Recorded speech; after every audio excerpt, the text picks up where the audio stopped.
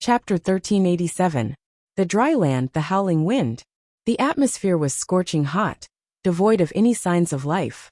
What did not match the atmosphere was the team's atmosphere. Wow! Ha ha ha! The team members all screamed and jumped in joy. If it was any other team, the most common method would be to send a strong professional, preferably a defensive warrior, to take the Hellboar's charge head-on, then drag it into a battle of attrition, slowly whittling down this thick-skinned demon boar. There was no other way. Creatures that had been demonized were generally very strong, but now there was a newbie rider, a big shot personally controlled by Duque Mark Dooku, that was to turn something rotten into something magical. Unless it was an undead creature, no one would be able to endure tearing off a leg while sprinting at high speed. The Hellboar, which only had 3 legs left, screamed in pain. It struggled madly, venting the rage in its heart, trying to use its hooves and horns to kill any creature that approached it. If this was a mission issued by Honor Castle, they would probably have to fight a fierce battle to take care of this thing. But they had a more important mission. Mantis Shrimp, let's go. Duque patted the red bug mount he was riding. The insect let out a low hum, then moved its 4 sharp and long legs and ran away. Ha ha ha ha. Awesome. Thomas and the others laughed and followed. The Hellfire Peninsula was a hellish place, a world where the strong preyed on the weak. If they left this 3-legged boar that weighed more than 2 tons here, it would not live for long. Moreover, this place was not far from Honor Castle. The guards on the guard tower had already seen this scene. Just because Duque and the others did not accept the mission didn't mean that others did not. As a matter of fact, there were already other teams eagerly rushing out to take advantage of the situation. Thomas and Duque did not care. The group of people swaggered off. The bug mount was very fast, over 40 kilometers per hour.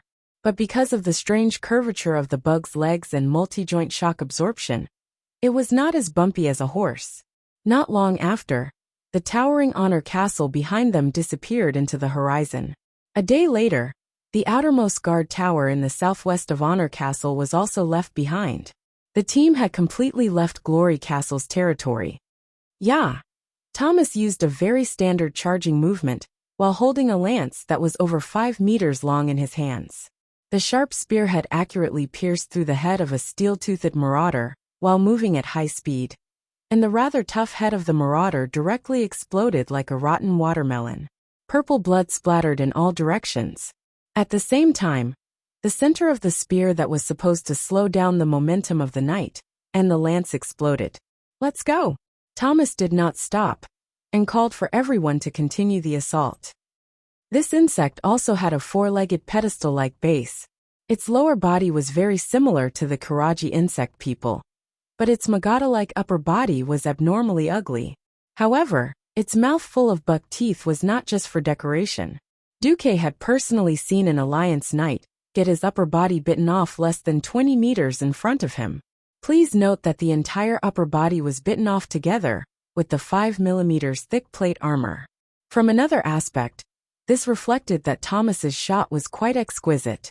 For a giant insect with high speed and agility, he could still change the direction of the spearhead, while charging at high speed, along with the head of the steel-toothed marauder. This skill was like stabbing a matchbox with the spearhead at 60 kilometers per hour. It was amazing. Should it be said that he was worthy of the title of Highland Knight? Along the way, there were no hordes of monsters, but there were still all kinds of losses. 3 Karaji insect mounts had their legs broken. Because they had just set out, their supplies were still quite full. They could only move the most important supplies, abandon the excess goods, and let the 2 insects fend for themselves. 2 cavalrymen from Lordaeron were ambushed by a void demon. Half of their bodies were swallowed, and there was no need to pull them out. Only half of them were left on the spot. Duque used a round of arcane missiles to finish off the void demon, which could be considered revenge. After spending 3 days, the team arrived at the thorny path. Looking at the scene, almost everyone frowned. Isn't this too dangerous? Thorns were thorns, yes, but the roots were huge thorny plants that needed 2 people to wrap their arms around. It was a nightmare. The only path was an arched passageway in the thorns that could accommodate 2 carriages side by side. This was the so-called path. In theory, this could lead to the Taraka forest, but no one knew what was in this path, or if the path would become smaller and smaller after entering. In the end, they were tragically stuck inside, unable to advance or retreat. Thomas used his spare knight's spear to poke at the thorns, and found that the spear was not sharp enough. If a person were to collide with it, gulp, everyone could not help but swallow their saliva. "Finley, can you do anything?" Thomas called out to a night elf. As a member of the Cenarian Expeditionary Force, Finley Swiftspear was specially transferred here for this mission. This elite druid looked at it, carefully sensed it and shook his head. "No. The land here is full of corrosion and decay. My power is not enough to affect the land here. Not to mention these thorns that have been here for at least 1,000 years. Thomas looked at Duque again, and Duque also shook his head. These hardened thorns were quite resistant to fire even if they were dead. If Duque's main body was here, he would have flattened it. Finally, he looked at the sky, and soon Thomas gave up. There were still many flying beasts wandering in the sky. They circled back and forth, gauging each other's strength. From time to time, a raptor would suddenly attack another, and then feathers, blood, and even organs would fall from the sky. The prize for the winner was the corpse of the loser. The Alliance tried to send a team of griffins over, but only one griffin knight returned alive, and he died not long after. "Let's go in. I'll go first." Shaking his head, Thomas took the lead and rode the worm into the thorny path. The dense thorns quickly blocked out all external light. Even with a torch in hand, they still had the vague feeling that they would die the next moment and be impaled on the thorns. This was a path that no one had used for at least 10 years. If not for the fact that most of the thorns had died due to the decay of the land, such a path would have long been covered by plants. Even so, the team was still extremely careful. The only fortunate thing was that Duque gave way to a dozen fireballs. The team formed a long snake formation around them, allowing the light to be slightly better.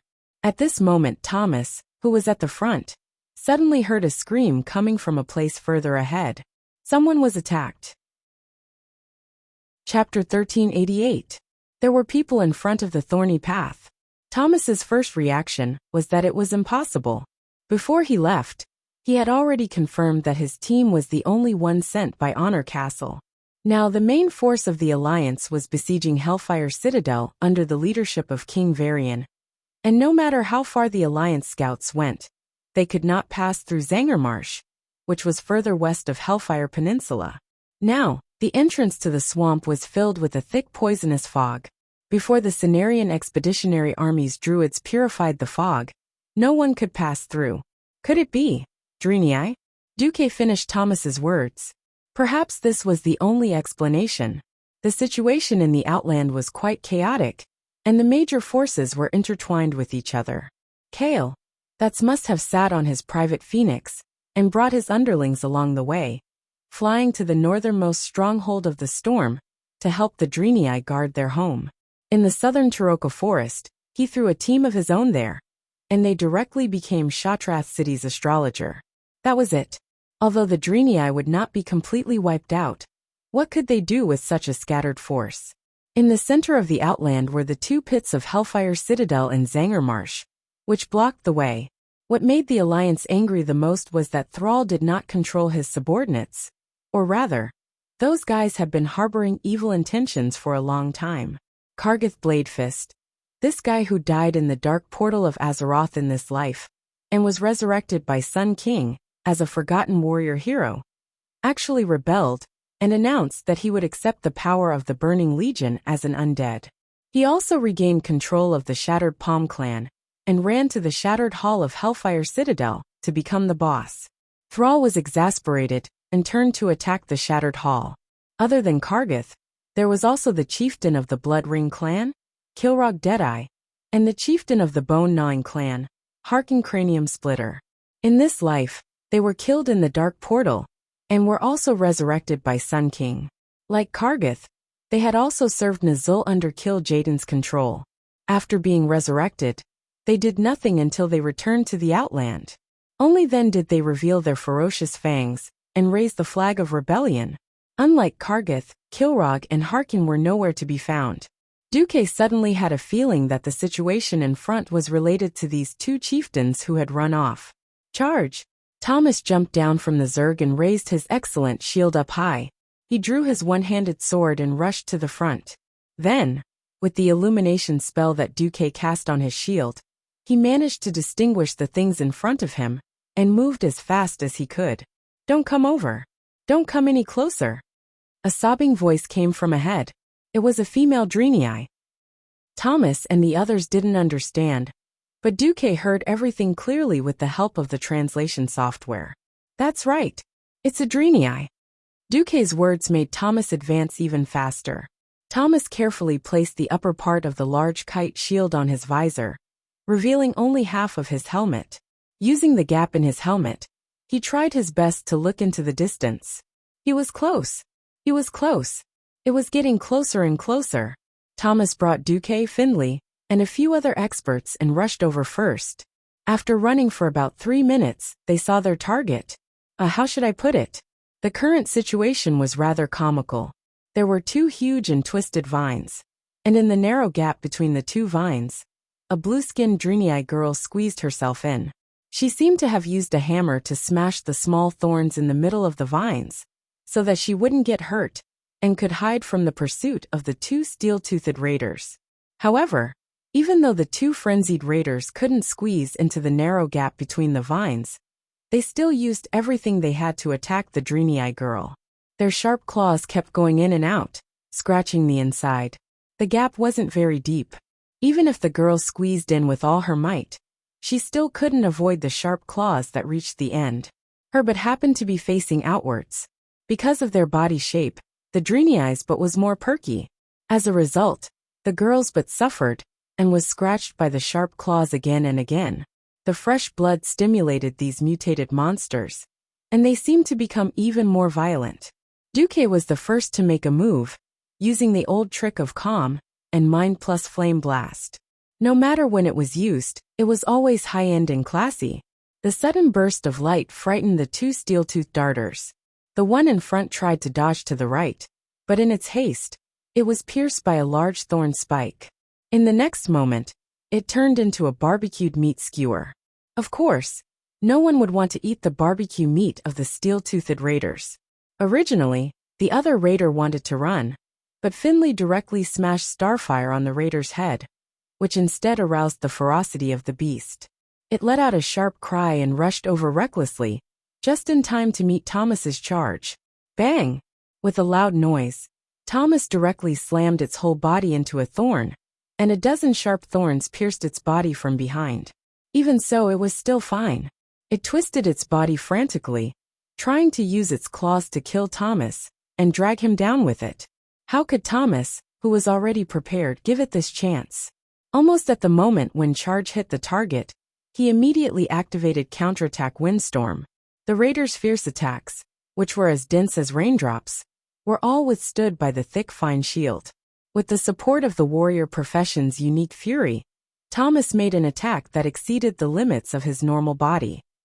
The long sharp sword seemed to turn into a dagger, quickly and ruthlessly stabbing into the raider's abdomen.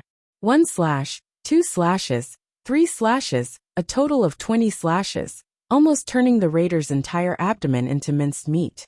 The 2 beasts died, and the atmosphere immediately eased. Looking at the humans standing outside, the Drenii girl was still in a state of shock. It's okay. Please don't be afraid. We are Alliance soldiers invited by your leader, Willen, to Shatrath City. Duque opened his mouth and spoke in the extremely pure Drenii language.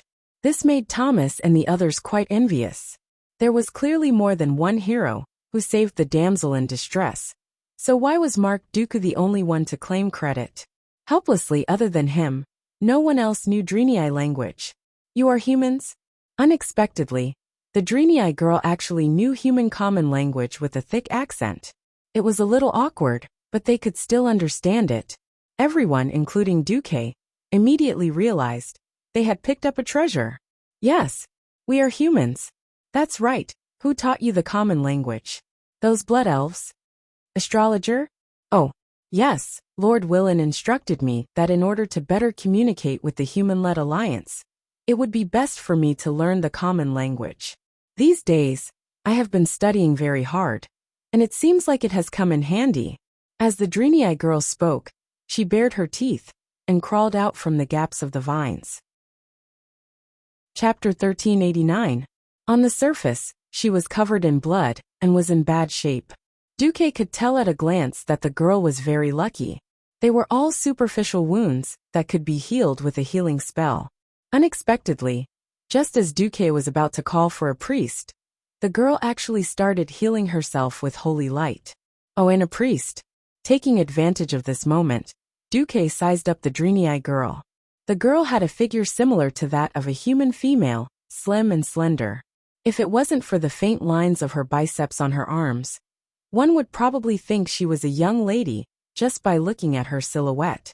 Her light blue skin glowed with holy light, and the girl was bathed in a holy aura. Although in Duque's eyes, this level of holy light was still very shallow. She had two S-shaped curved goat horns on her head, and below her knees were recurved hooves that were a little unthinkable for humans. For balance, the girl's body also seemed to have become curvy in both the front and the back. There was no gorgeous clothing. The Dreamy-Eye girl was dressed like a typical commoner girl. The white linen top only covered her well-developed outland peaks. It seemed to be a typical off-the-shoulder outfit for ease of movement. The top that went from below her ribs to her neck made her neck look even more slender. A pair of leather pants that should have been brown had now turned dark red, due to the blood staining them. She carried what in theory was a short warhammer in her hand, but in Duque's eyes, it was just a wooden stick and a metal lump. Duque noticed that there was no blood on the head of the warhammer. There wasn't even any blood left behind. A rookie on the battlefield for the first time? Duque really didn't know why Wayloin would send such a rookie to die. In the chaotic outland, it was enough for her to die 100 times. But no matter how he looked at it, this guy's luck was EX+. If she had the ability to come to the thorny path alone, she actually ran into the once-in-a-century Alliance Advance team. Excuse me, can you please turn around? Aye. The Dreamy-Eye girl's face was red. While Thomas was still in a daze, Duque had already come to a realization. She felt that her buttocks had been pierced by the flying man's sharp leg. Now that she was going to heal herself, it was really indecent to be injured there. Duque thought for a moment. Seeing that this guy wouldn't have a high-end item like a storage space bag, he directly handed over a piece of canvas. Thank you. The girl's face turned even redder, like a freshly steamed prawn, and she quickly took the canvas. A few minutes later, Thomas met up with the rest of the army, and the Dreamy-Eye girl's wound was also healed. Seeing the large canvas patch on the girl's butt, Thomas, the silly goose, suddenly came to a realization. The girl was quite clever with her hands, because Duque also saw a hole above her butt. The edge of the hole was even smoothed out, so that the Dreamy-Eye's nearly half-a-meter-long blue tail could be seen. What a nimble tail! It wagged and wagged, bending left and right. Duque couldn't help but think of when he was taming dragons. Sometimes he would get Onyxia in human form, to give him a red tail that was proportional to a human's body for him to rub. Every time he saw the strange dizziness on the black dragon princess face, and heard her moans, Duque would feel very satisfied. This was like stroking a cat, addictive. Suddenly, the Dreamy-Eye girl screamed, attracting everyone's attention. Only then did Duque realize that his hand was cheap. He actually reached out to grab her tail and rub it. Sorry, I was too curious. Is this the first time you've seen a Dreamy-Eye? Yes. Duque lowered his head. My companion didn't mean to offend you. We're actually all very curious, Thomas hurriedly explained. No, it's okay, it's not your fault. But please don't touch a Dreamy-Eye's tail so casually in the future. They usually get angry, especially males. The girl lowered her head. Then, the girl took a deep breath and raised her head. There was a look of self-encouragement on her face. Even though there was still fear in her eyes, she tried her best to encourage herself, and clenched her small fists. Please forgive me for being flustered. I've never killed anyone before, large creatures. My name is Imriel, and I'm Karabeir's apprentice. Are you the vanguard sent by the Alliance? Looks like the holy light is really on my side today. Then I'm willing to go with you. Let's go to a safe place first. Hearing this signature introduction, Duque and Karazhan, who knew how many light years away, felt as if he was struck by lightning. There was only one voice in his mind. What the heck? It's actually Hovs. How is this possible? As for having the same name, that was impossible. Among the Drenii, their mother of holy light would never give them the same name. In Duque's mind, there were 100,000 rhinoceroses galloping. It was as if every rhinoceros was grunting in a strange voice. F***ck your lungs. F***ck your kidneys. If all the major events that Duque had experienced before basically overlapped with the historical events in his mind, then it would match up. Then now this matter was definitely a mess. According to the original history, this Drenii girl Imriel, who was affectionately called Hovs by countless players, would only appear in the 6th version of World of Warcraft King of Draenor. Normally, that would be at least 30 years after the Dark Portal. Why would she appear at this time? No. The Drenii's lifespan was already extremely long. Didn't you see that the 3 leaders of Eredar from 25,000 years ago were still alive and kicking? Didn't you see that even after 10,000 years, the Eredar twins were still as beautiful as flowers? If Imriel lived for 8 to 10 years, it would be equivalent to 2 to 3 days for humans. Regarding this deviation in history, Duque was convinced. I'm Thomas Faddock, a warrior, the captain of the advance party that the Alliance sent to Shattrath City. I'm Mark Dooku, a mage, the vice-captain of the advance party. After a round of self-introductions, everyone finally knew. At this time, Shattrath City was being attacked again. The one leading the army was actually Kilrog Deadeye, who had just defected from the Horde, and ran over to Illidan's camp. Shattrath City had never really been restored, even with the addition of some blood elves, who were the current astrologers. Shattrath City was still in a precarious situation. Willan, that quack, claimed to have seen the future. He had a premonition that there would be an alliance team heading towards Shattrath City from here to seek contact. So, even though he was in a state of shortage of troops, he still sent a team of 20 people to provide support. However, not every Drenii who received the protection of the Holy Light would be immortal. It was not easy for them to get out of the secret path. Before the group of 20 could even walk out of the Terakar forest, they were attacked by their former comrades, who were now the Broken, to the north of Turum, the former Drenii settlement. Chapter 1390. The Broken were once a race of Drenii who were influenced by the power of the Burning Legion. Many of them had lost their rationality and ego due to various circumstances, or changed their appearance and temperament. The current batch of breakers were the brainless ones. After sacrificing half of their companions, they were lucky enough to escape and entered the Thorn Trail. They were then surrounded by dozens of Steelfang marauders, and in the end, only Hoof Imriel was left. The original captain and vice-captain were all killed on the way. Duque scratched his head and thought, is this the lucky E of the ancient walk-on? But this was war. Although high-end martial arts could be used as the deciding factor, most of the time, it still depended on the efforts of mortals to tilt the scales of victory in their favor. Duque felt a little sorry for the Drenii. After transmigrating for so long, Duque had seen many worlds. But now, Duque finally had a taste of what it felt like to continue to hold on to a world that was about to fall into the abyss of hell. He could not help but recall the rich elven forest. Even though it was once burned by the flames of war spread by the beast men, with the washing of time and the efforts of mortals, it was still able to recover. And not this land that was getting more barren by the day. Let's go. To Shattrath, Thomas said, but realized that Imriel did not move. It was obvious that this Drenii was acting out what it meant to be a rookie trembling. That was really trembling. The trembling was even more obvious on her tail. That was because every member of the Alliance team was riding on a large bug. These bugs looked very tame. But no matter how she looked at them, they were no different from the Steelfang marauders that almost took her life. Come on, it's okay. Thomas, who was riding on the bug, gently reached out his hand. Imriel looked left and right, and said weakly, Mr. Dooku, can I ride on the same mount as you? At this moment, Thomas's body suddenly stiffened, and the expression on his face froze. It was not hard to imagine that his single dog heart received 100,000 points of critical damage at this moment.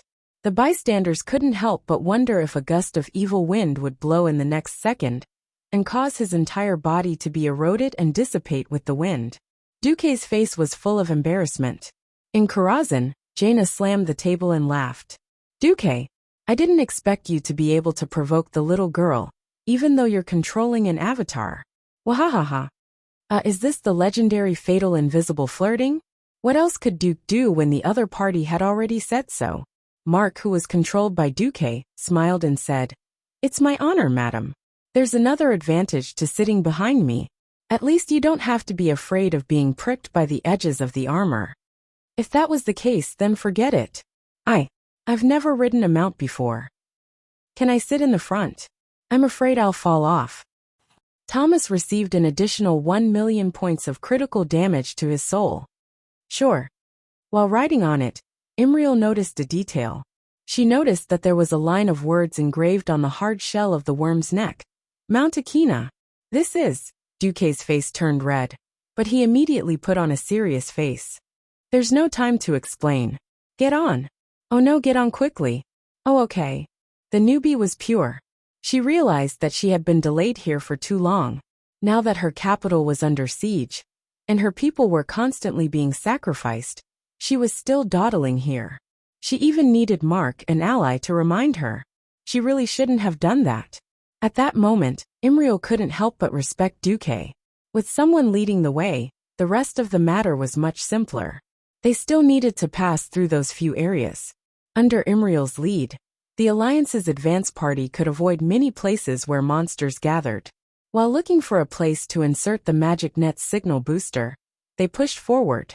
The advance party spent 5 days and finally passed through the thorny rocky grounds, bypassing Turam, and arrived at the southwest of Shatrath City. Shatrath City was the capital of the Drenii people of Draenor. Another meaning of its name was where the holy light is.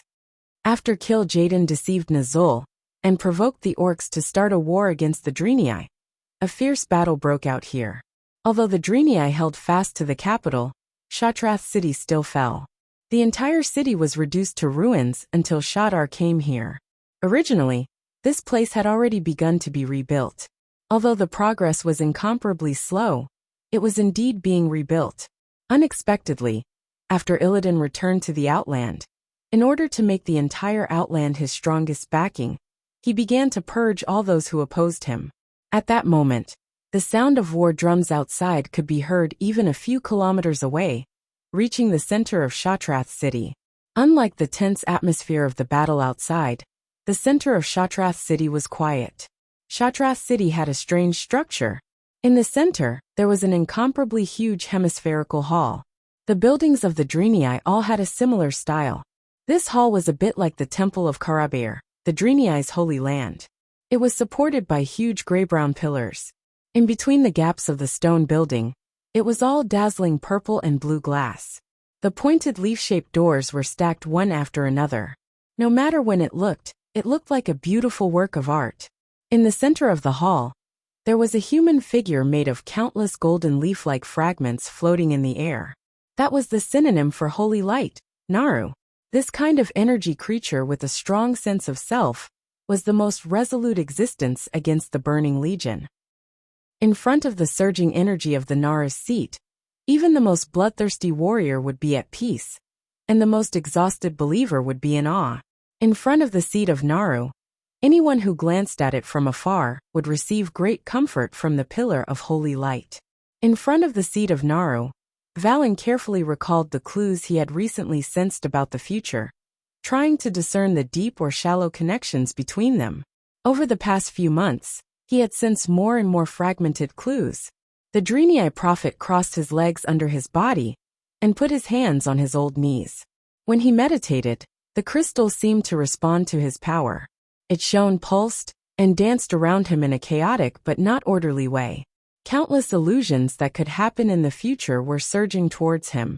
Once again, he sensed a variable full of hope coming from the east. At this moment, on the wide passage of Shatrath City, Garrison Officer Marlad was holding a huge crystal warhammer, fighting against those hateful beastmen. These guys looked no different from 20 years ago. He was very tired. Even if the holy light gave him endless courage, it still could not completely offset the exhaustion of his body. At this moment his hooves slipped, causing him to fall to his knees. Seeing an incomparably filthy broken axe about to chop his neck, he could even feel the aura of death emanating from the poorly made axe blade with a few notches. Suddenly, the tribe blew the horn to retreat. What happened? Chapter 1391. The Draenei were at an absolute disadvantage. Although they had the support of the Holy Light, and could theoretically heal their wounds endlessly, the Holy Light was not omnipotent. The blood lost in the wound could not flow back into the body, and the lost strength could only be recovered through rest. Unless there was a high concentration of Holy Light, there was no way to defend against knives, axes, and clubs. In the face of an enemy 10 times their size, the advantage of the Holy Light had been worn out. If it were not for the magic support of the astrologer, Shatrath City would have been breached long ago. It could be foreseen that if the situation did not improve, it would be a repeat of 25 years ago, and the Draenei would once again lose in a war of attrition.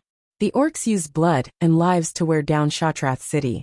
However, the loud sound of war drums, the clanging of weapons, the moans of the dying struggling on the ground, and the angry roars, all the sounds were stopped by the sound of the retreat horn. What happened? Every warrior on the battlefield had a confused expression. Last time, the one who saved Shatrath City from destruction was the Blood Elf, who had now become an astrologer. Who was it this time? No one. In the desolate sky, there was nothing. Ordinary birds and beasts had long been scared away by the loud noise. In the distance, the fell orcs, who had learned their lesson, had sent back and forth patrolling wolf riders. There were no reinforcements in sight. What drove Illidan's lackeys to give up the victory that was within their grasp? There was only one answer. It was a blue flag that had been raised beside the Draenei's Holy Light war flag in Shatrath City. None of the Draenei had seen this war flag. Legend had it that the flag of the Alliance from Another World, which had reached a preliminary alliance with the Draenei, was also blue. But that flag had a lion on it, and this one was a tornado. Could it be that this flag scared the enemy away? That was impossible, right? The Draenei garrison officers almost forgot to breathe, and looked at this scene with an expression that they had never seen before. Not to mention them. Even the Draenei maiden Iril, who had just raised the flag, was so shocked that her jaw almost dropped. Her teeth were chattering. It actually scared off those ferocious orcs. Thomas, who was standing at the side, was also extremely shocked. Of course, he recognized this flag, or rather, he had grown up listening to the legend of this flag. This Storm Duke flag was the symbol of an era, a living legend. One flag to repel an army of 10,000. No one had expected that the miracle that had happened in Kuel Salas's Silvermoon City, which had been sung about by countless bards in the taverns, would repeat itself. Duque was already a demigod. Of course, he wouldn't bother to boast about himself. Even if he did not do so, Thomas and the other spectators would naturally tell Imriel about the legend of the flag. In an instant, the little girl had turned into a fangirl. Even her gaze towards the Storm War flag had become filled with some kind of fanaticism. It wasn't her fault. In recent decades, the Draenei had been bullied by the orcs. As outsiders of Draenor, how could the orcs give them face? Long before the orcs, under the instigation of Nazul, started a full-scale war against the Draenei, both sides already had a feud. All kinds of border conflicts and mutual harm had long been the foreshadowing of this great war. It was just that at that time, the orcs lived a scattered lifestyle with clans as units. The Draenei also tried their best to suppress themselves under Valen's persuasion. But so what? The orcs took pride in killing the Draenei. The brave Draenei. Their fathers and brothers had their heads chopped off and made into specimens, which were hung on the war flags of various clans. Their wives and daughters were used as food to feed the bloodthirsty war wolves. And all of this came to an end with the unparalleled war that lasted for several years, as well as the fall of Shatrath City. Battle after battle, defeat after defeat. Defeat after defeat. This was the portrayal of the Draenei. Today the evil orcs came again. With hope for the light, the Draenei once again tried to defend their holy city, but no one had really imagined the taste of success. They relied purely on courage to support themselves. That kind of desperate struggle, and the feat of easily scaring away the orcs, formed a stark contrast. The Draenei maiden Iril had a strange emotion in her heart that she could not understand. She suddenly became extremely eager to see the owner of this flag. At this moment, Karazhan Aurelia, who happened to be strolling by Duque's place, saw this scene. Yo, not bad. I didn't think that this big flag of Duke Marcus could be used to swindle people in the Outland. The eldest sister of the Windrunner family teased Duque. Duque laughed. If it was all those brainless fell orcs, there really wouldn't be any way. Just nice. The one leading the army is Kilrog Deadeye. If it was another orc leader who was not clear-headed, he would most likely only be frightened for a moment, and would never give the order to retreat. Kilrog was different. He had inherited the memories of his previous life, and also the fear of being an orc. That was from the beginning of the second battle, at the Dark Portal. No matter how he struggled, he could not succeed. No matter how he tried to change himself, he was still tortured by Duque. He could not take down the Iron Furnace Fort, and was brutally abused in the final battle.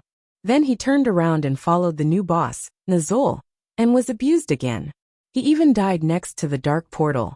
More importantly, Kilrog was one of the rare beastmen who possessed Esper abilities. His single red eye had the ability to see the future to a certain extent, even though it could only see small fragments of the future. But all along, he had relied on this ability to consolidate his power and kill in all directions. This time, without exception, he looked at the flag with his one eye, which was usually blind. As expected, he clearly felt a trace of Duque's divine power. Almost at the moment he looked over, Kilrog saw an illusory projection of Duque that was even larger than Shatrath City. In Duque's deep black eyes, there seemed to be a dazzling seven-colored flame burning in the depths of his eyes.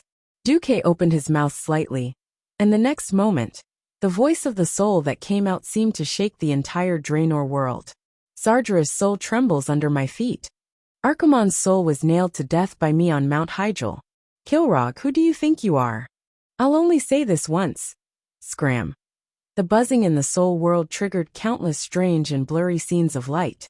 Kilrog saw at this moment that Medivh, who was possessed by Sargeras, died tragically under Duque's sword. He saw the insufferably arrogant Archimonde being blown to death on Mount Hyjal, and even his bones were still hanging on a withered tree. He saw the huge and boundless distorted void fortress being wantonly blown into pieces. It turned out that the new master that he thought was invincible actually had such a weak side. Chapter 1392. At this time, Kilrog was already drenched in cold sweat. You can't possibly come to our world. You can't possibly come here. This is not your domain. It was as if he was asking himself, but also as if he was emphasizing it. It was more like an unconscious form of self-hypnosis. In his dazed state, Kilrog muttered these words over and over in a neurotic manner. What did I do wrong? No, I didn't do anything wrong. Sar was too weak. Orcs will never be slaves. Bah. What he's doing now is to turn the Horde into eternal slaves of the Alliance. This world is the territory of the orcs. It's the world of the Burning Legion. You're just a demigod from the outside world. You can't do anything. Kilrog was a smart person full of ambition. He would obey the strong. But that was under the premise that the other party had shown his decisive strength. He firmly believed that Illidan under Kil'jaeden could better fight against the detestable Alliance. So, after returning to a place he was familiar with, he brazenly chose to raise the flag of rebellion. The funny thing was that when he faced Duque again, the first thing he thought of was the terrifying days when he was dominated by Duke Marcus. Continue to charge? No. No way. That guy is crazy. He can even burn his own main city, so he wouldn't care about the main city of the Draenei. The main building of Shatrath City was originally nested in the basin, and it relied on a few huge suspended tunnels for people from the outer city to directly enter the main building.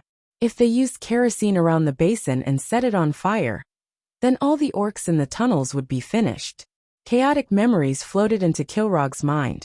The more he didn't want to think about it, the clearer his dusty memories became. The orcs had absolute military strength? Haha, that wasn't the first time. One fire burned the elven forest, and nearly 100,000 orcs were burned to the ground. So what if they attacked Stormwind City? Another fire burned another 100,000 of your elites.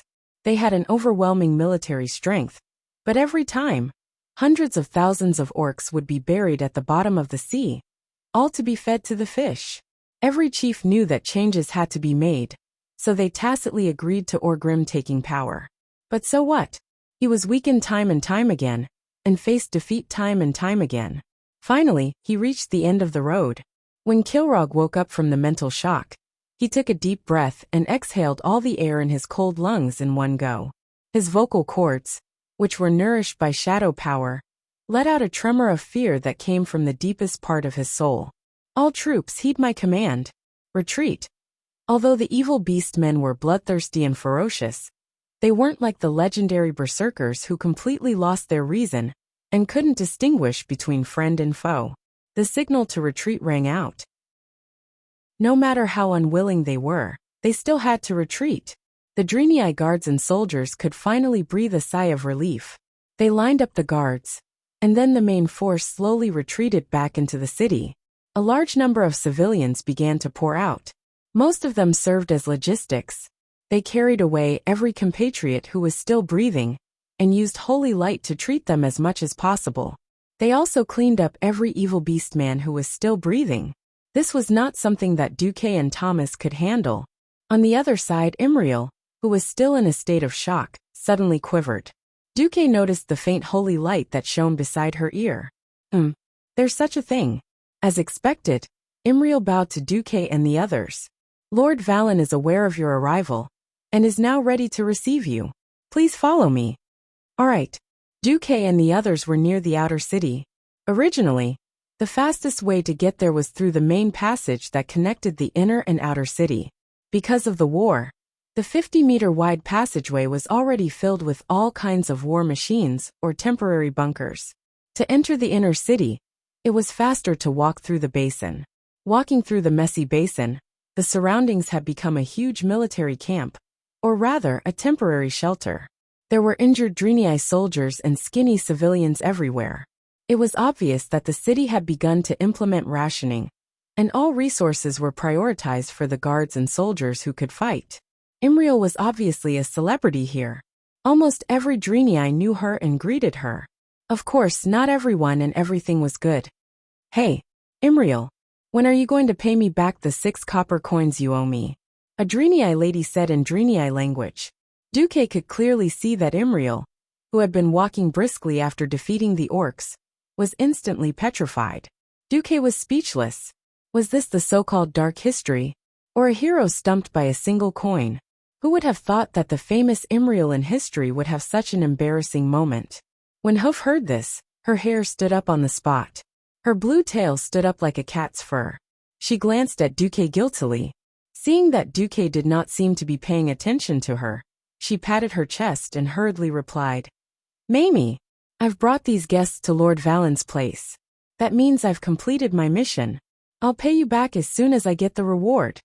Just as she sent the sisters away, the naughty Duque, who was controlling Mark Dooku, said, Miss Imriel, what's 6 copper coins? Do you need me to back you up? On the other side, the Missy shouted again, Imriel. Hoof immediately switched to playing dumb. What? I can't hear you. What did you say? On the other side, she grabbed Duque's hand and said, Lord Valen is still waiting for you. Quick, hero, before she catches up to us, let's go. Puffed. If it were not for the fact that it was not the right time, Duque would have rolled on the ground a few times, slapped the table and laughed out loud. Was this still the serious Draenei archbishop from his previous life? After entering the heavily guarded passage, Duque and the rest arrived at the huge hemispherical main hall. The curved walls were engraved with mysterious runes that glowed with light. A Naru, who was glowing with a holy light, and formed from a number of diamond-shaped blocks, was floating in the middle of the hall. Another older Draenei stood in front of the Naru. In every corner of the hall, The beautiful armor of the Drenii guards was polished until it shone brightly. Under the Nara's holy light, it looked even more holy. That older Drenii should be Valen. Standing around him were a few holy knights and guards, who bowed subtly to show their obedience to him. This obedience stems from a top-down power pyramid that is completely devoid of self-interest. Perhaps only a race like the Drenii, who were completely idealistic, would have such a thing. Duque respected the religious beliefs of others, even if he himself was at the top of the hierarchy.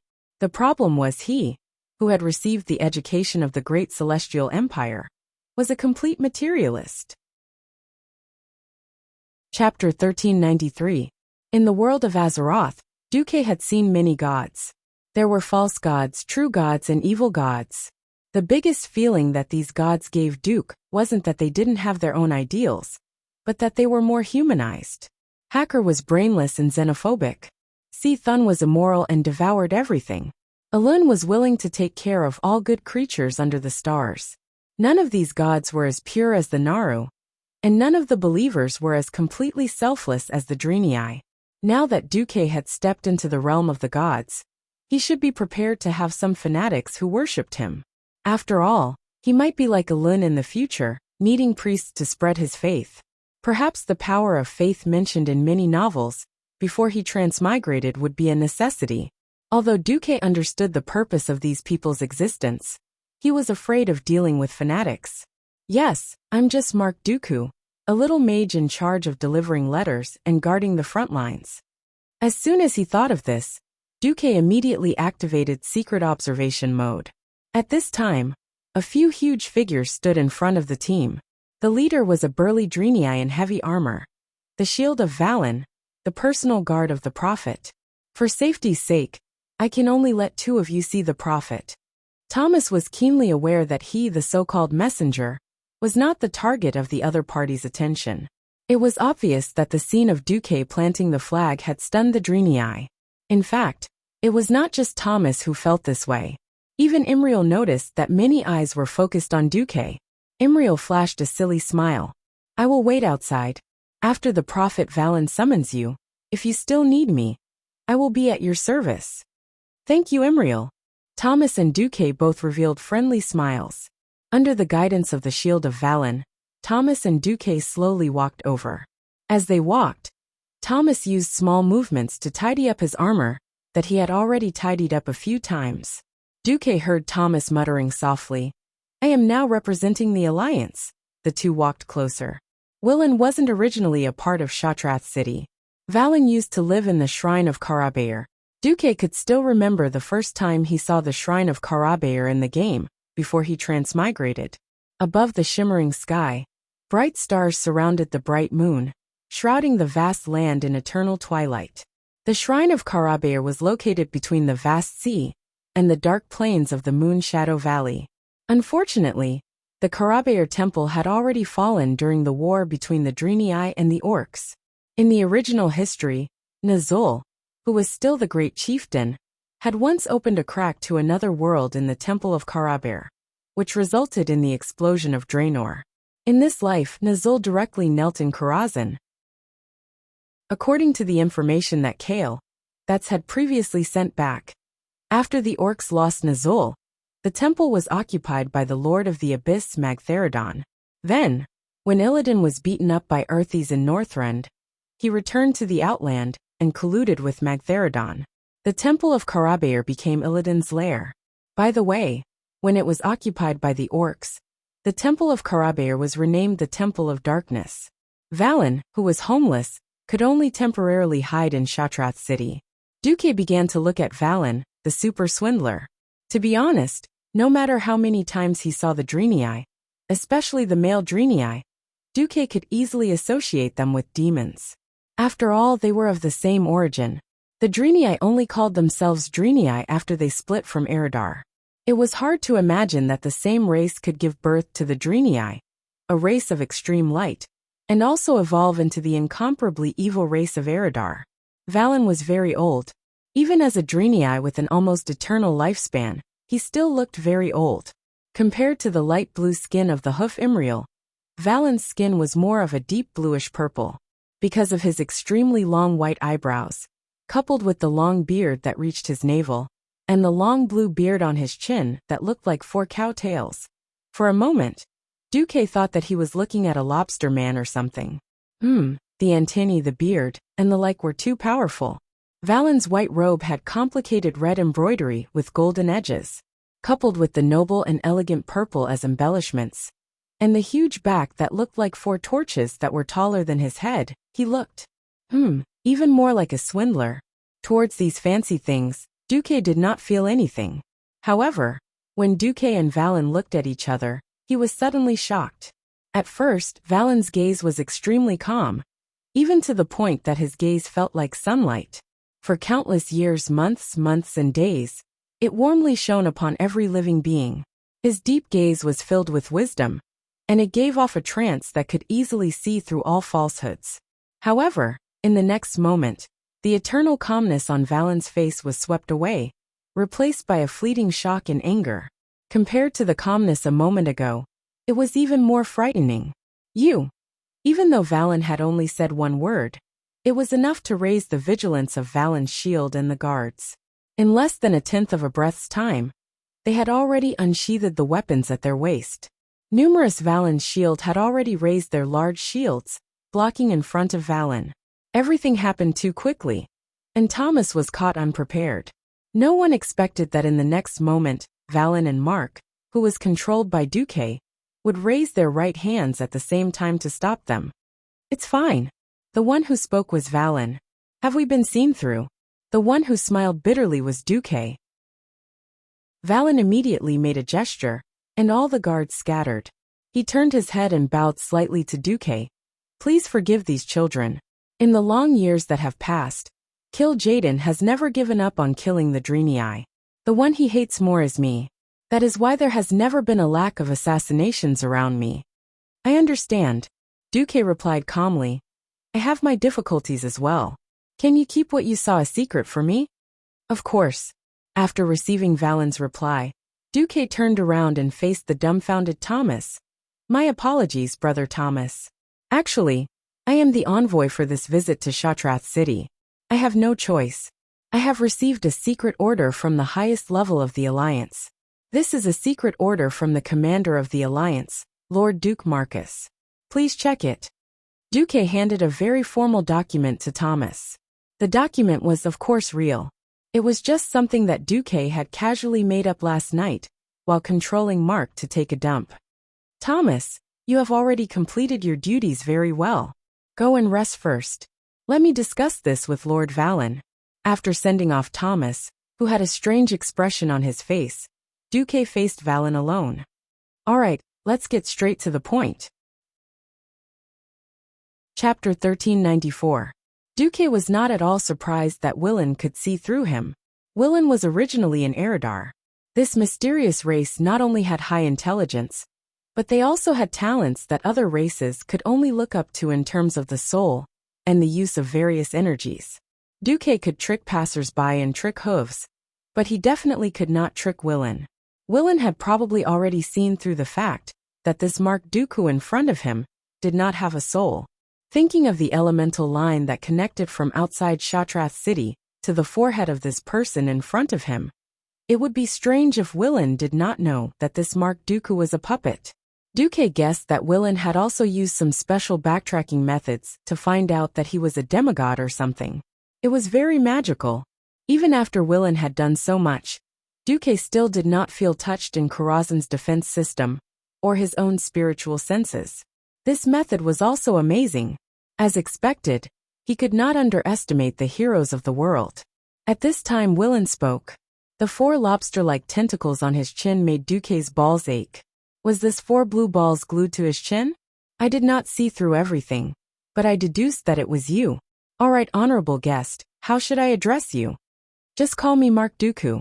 But the agreement I reached with you will be sent over in the form of an official document from Fort Glory within 3 days." Duque was still very careful. He did not doubt the loyalty of Willan's subordinates, but the Burning Legion's methods of gathering intelligence had nothing to do with loyalty. Any detail could be analyzed, and a lot of things could be calculated. Mark Dooku was not a suitable chess piece to be exposed at this time. If there was no direct video and first-hand information, then Dooku, who could not leave Azeroth, could only command blindly if he really wanted to. When Willan heard Dooku's words, there was an obvious sense of relief on his face. The situation of the Draenei was too bad. It should be said that they had not been well for the past 30 years. Recently, with Illidan becoming the king of the Outland, the situation of the Draenei had worsened. It wasn't that Willan hadn't come into contact with the Alliance from the alien planet called Azeroth. In his eyes, the Draenei were the natural allies of the Draenei, who had fought against the Old Horde and fought against the Burning Legion. He was also confident that he could convince any of the higher-ups of the Alliance. The problem was, if he couldn't even meet them, he would be in despair. Kael that's took good care of the Draenei, but Kael that's sent a division to Shattrath City and ran to the Draenei spaceship. The Draenei's retreat was important, but Shattrath City was also crucial. The most troublesome thing was that Valen learned from the astrologer, who had defected to them, that the seemingly powerful Prince Kael that didn't have much say in the powerful alliance. The alliance was a union formed by a bunch of countries of different races. The foundation of the alliance was the kingdoms, so each king or leader would have a certain degree of say. The race with the largest number of kingdoms was the humans, who were the core race of the alliance. And above all the kings was the commander, who was jointly elected by the kings of the various countries. That was the human mage Duke Marcus from Stormwind. Valen was very happy that the alliance was made up of the Church of Holy Light, who also believed in the Holy Light. But there was another problem. Only a king called Kalia Menethil believed in the Holy Light, and Kalia was almost a mascot in Kael. That's words. Most of the power of the alliance was in the hands of the mages and warrior leaders. What else could Valen do? It was very difficult for him too. Due to the inconvenience of transportation and communication difficulties, he barely knew that the Alliance and the so-called New Horde had begun an expedition to Draenor through the astrologer's intermittent magic transmission. He also heard that it was the king of Stormwind City who had come. Valen was both happy and nervous. For the arrival of the Alliance, Valen could be said to have painstakingly prepared a lot of materials. Originally, Valen was already very happy to be able to get on William's good side, who knew that after using his soul to backtrack, he would find out that the master of the puppet in front of him was actually the only demigod in the Alliance. Valen was so excited that his hands were almost trembling. Although due to the situation, I was unable to reach a face-to-face exchange, I am still very grateful to the Alliance's commander, His Excellency Duke Marcus, for taking this seriously. I am the one who is embarrassed that I can't come personally. Then, before we officially talk, I hope to show you something, His Excellency, the older Draenei said softly. He stretched his body and floated up. The prophet maintained a height of about 10 centimeters above the complicated and gorgeous patterns on the ground of Shattrath City. He approached Mark and tried to press his palm between Mark's eyebrows. I am very sorry for this action. To achieve telepathy, this is necessary, the prophet said. Duke was curious. Is it about Argus? Or is it about the period when you were one of the 3 heads of Eridar? Valen was struck by lightning. He was struck by lightning.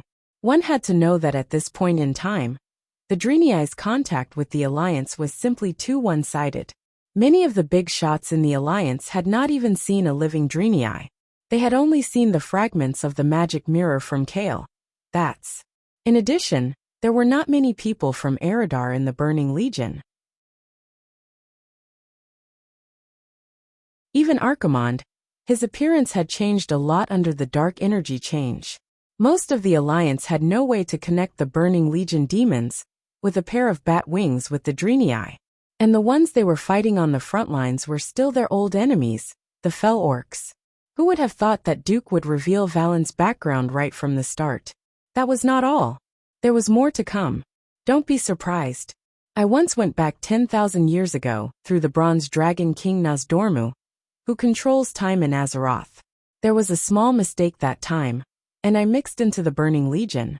I faced Kil'jaeden's main body.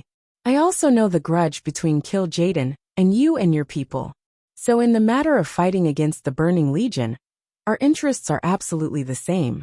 If there are no major problems, I will represent the alliance to invite the Drenii to join. Wait.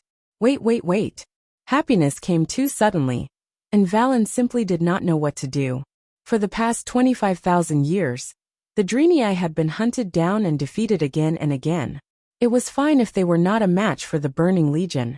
When they came to Draenor, they continued to be beaten by the orcs. After the orcs were finished, Illidan continued to beat them. In the eyes of many of the Alliance's higher-ups, the Drenii were scum. Small population, weak combat power. In Kale, that's report. It only mentioned that helping the Drenii could gain an advantage in the war in Draenor. After all, the enemy of the enemy was an ally. He never mentioned inviting the Drenii to join. Well, Duque came up and said, "Bro, don't even think about it. The Alliance, and you are destined to be brothers." It was as if Valen had prepared for today's exam for several years, memorized countless books, and imagined countless possibilities. In the end, Duque just said, "No time to explain, get in the car." Chapter 1395. Valen was still in a daze. He could not believe his ears. Didn't the Drenii need the Alliance? Of course they needed it. The intermittent encirclement of the beastmen and demons had already pushed the Drenii to the brink of collapse. Now the remaining Drenii were not even 1% of the original number. It seemed like the price of recovering Shatrath City was the loss of almost all the young adults. Look, once they walked out of this hemispherical hall, they could see dying tribesmen everywhere in the residential area. They moaned weakly in the dirty and smelly muddy water, quietly waiting for the arrival of the Grim Reaper. Holy Light was not omnipotent. Holy Light could heal wounds and soothe the soul, but Holy Light could not solve malnutrition, could not let people regrow lost limbs, and could not kill the parasites that had burrowed into the body. Although Valen did not doubt that if those evil and dirty beastmen invaded the residential area, his dying brethren would teach the invaders what willpower was and what a desperate counterattack was. This could not stop this from being the best manifestation of the cruel reality of dying struggle. 25,000 years of fleeing did not shatter Willen's incomparably tenacious heart. If he were to fall, there would be no one else who knew the Burning Legion's background like he did. He could not fall, even if his tribesmen were all dead, even if he was the only one left. At this time, he learned about the Alliance, and that there was a world in this world that the Burning Legion could not even touch. Even the astrologer of Shatrath City showed him a short video of the Burning Legion's invasion, including Archimonde's corpse hanging on the World Tree's severed limb on Mount Hyjal. Back then, in order to boost morale, the Alliance played this video on repeat in the main cities of the Alliance for 3 months. Of course, Valen recognized that this was his old friend Archimonde, who was at loggerheads with him back then. From that day onwards, Valen was mentally prepared to hug his thigh. Again, happiness came too suddenly, and he really didn't dare to believe it. After a short silence, there was a flash of joy. Valen bowed deeply. On behalf of 300,000 Drenii, I thank the Alliance for their generosity and acceptance. This is the honor of the Drenii. 300,000 was definitely a rough estimate. The Drenii had been killed off a long time ago, and were chased everywhere by the beastmen like ducks. Duque truly wondered if there were still 100,000 sane Drenii. Of course, Duque did not doubt that Willen had a special way to communicate with his people. For example, the twin emperors. F***CK, that kind of precise number, which was accurate down to the single digit, had almost scared Duque out of his wits when he had first reported it. Of course, Duque would not deny this number.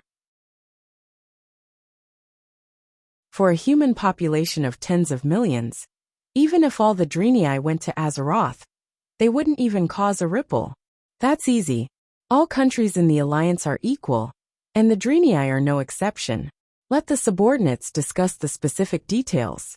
Now that the connection to the magic network is good, you can tell us if you have any requests.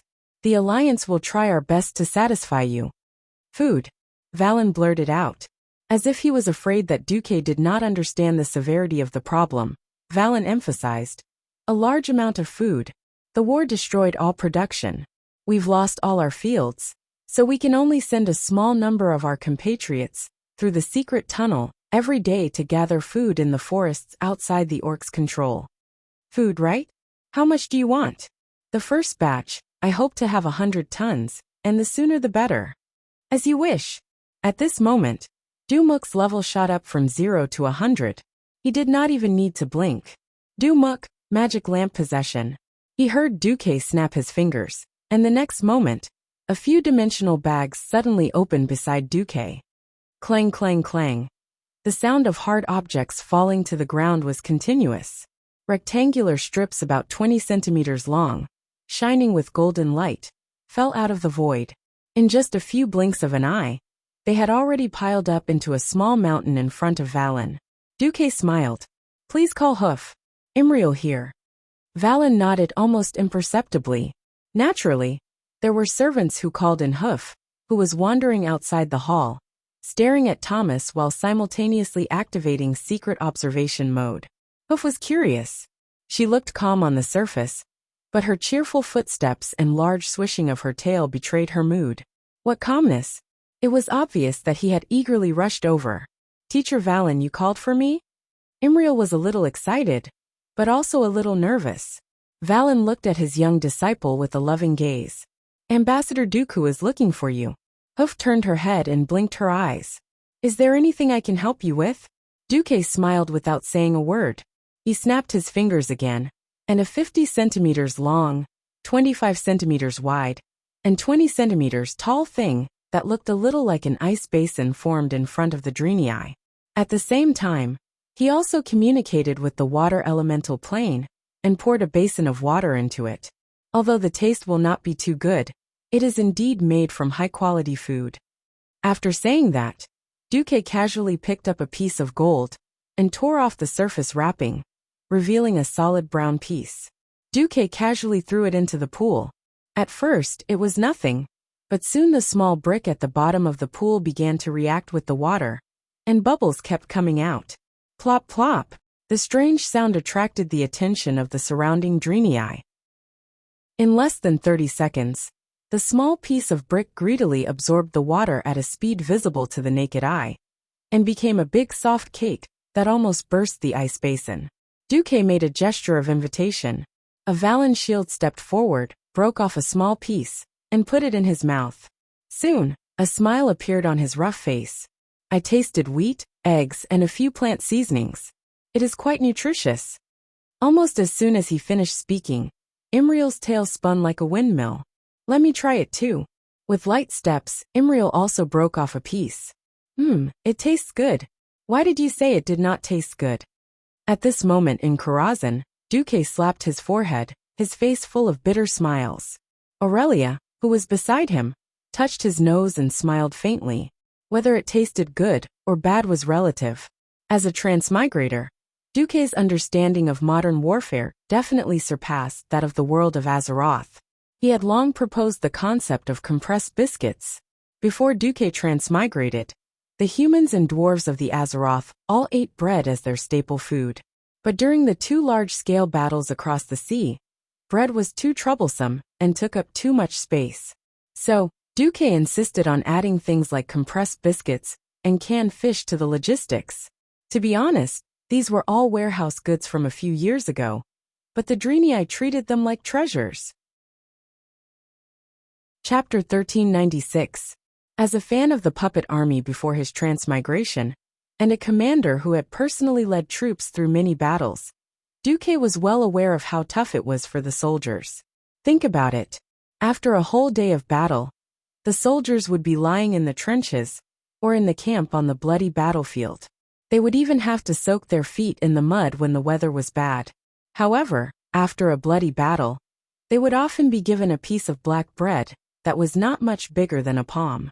When this black thing did not get wet, it could be used as a brick to hit people.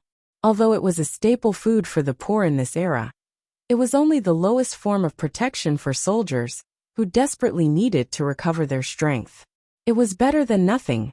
Hence, after the Dark Portal defeated Arthas' Calamity army on the Lordaeron continent in 15 years, Duque took control of the alliance and proposed to make the first batch of compressed biscuits.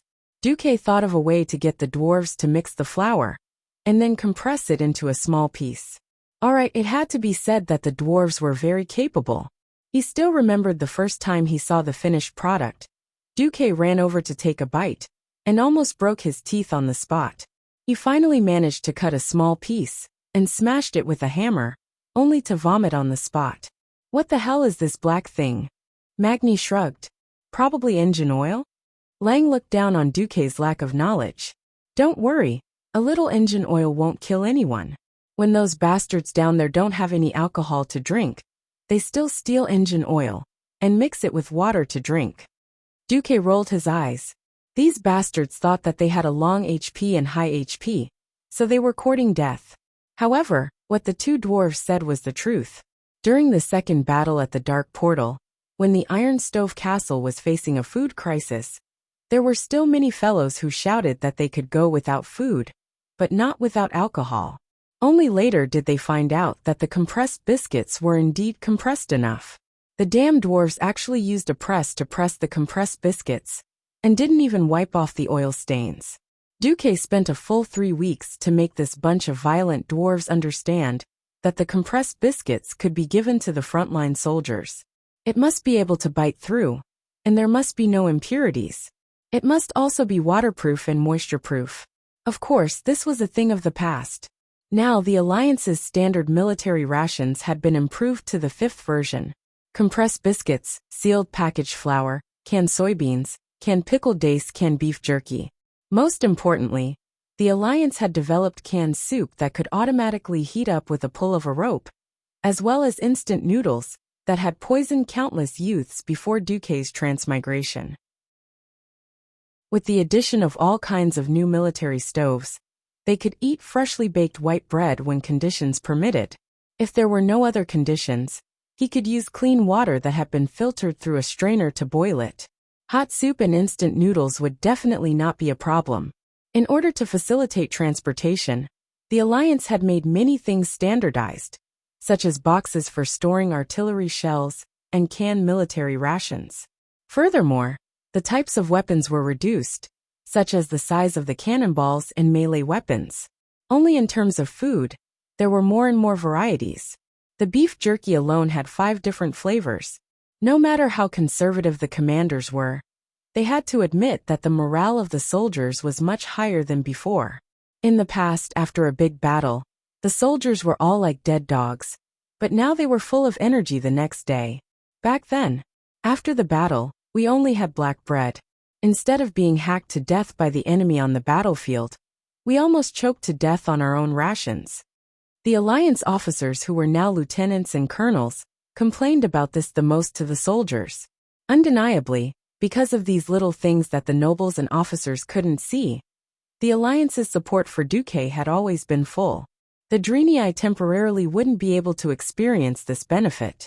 Of course, to prevent the Dreenii from grumbling in their hearts when they found out the truth, Duque decided to give them a heads up first.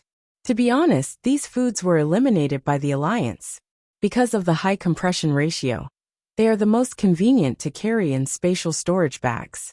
Considering that you Dreenii urgently need food, we used this method. Duque said apologetically. Valen used the holy light to examine it once, and a bright smile appeared on his face. No. Being able to fill our stomachs and survive is already the greatest gift to the Dreenii. I thank Commander Duke Marcus on behalf of my people.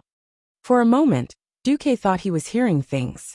It sounded like the voice of someone with a high favorability rating. He took the time to glance at the system. Wasn't it close? He found that his reputation rating in Shatrath City had jumped from indifferent to reverent. Needless to say, this time he almost moved himself to use the food that the Alliance had accumulated for 6 to 7 years and was about to expire to give a favor, and then gain a huge boost in reputation. This was a good deal. Imriel, please distribute this food to your people. Duque turned and said to the hoof, who knew that when he turned around, Duque almost burst out laughing. Although the hoof was full of energy, it was actually starving, or it could be said that the food in Shatrath City was too bad, causing it to be gluttonous. What happened to the food test? What the hell? Eating until both sides of your cheeks are full. What the hell is this? After noticing Duque's gaze, the hoof was so scared that it choked. It grabbed its neck with both hands, looking like a ghost that was about to hang itself. Woo-woo, help. Duque was speechless. He also did not know how he understood. Anyway, he first passed a pot of water to Imriel and let her gulp it down, then helped her to pat her back a few times. Only then did she gulp down the food.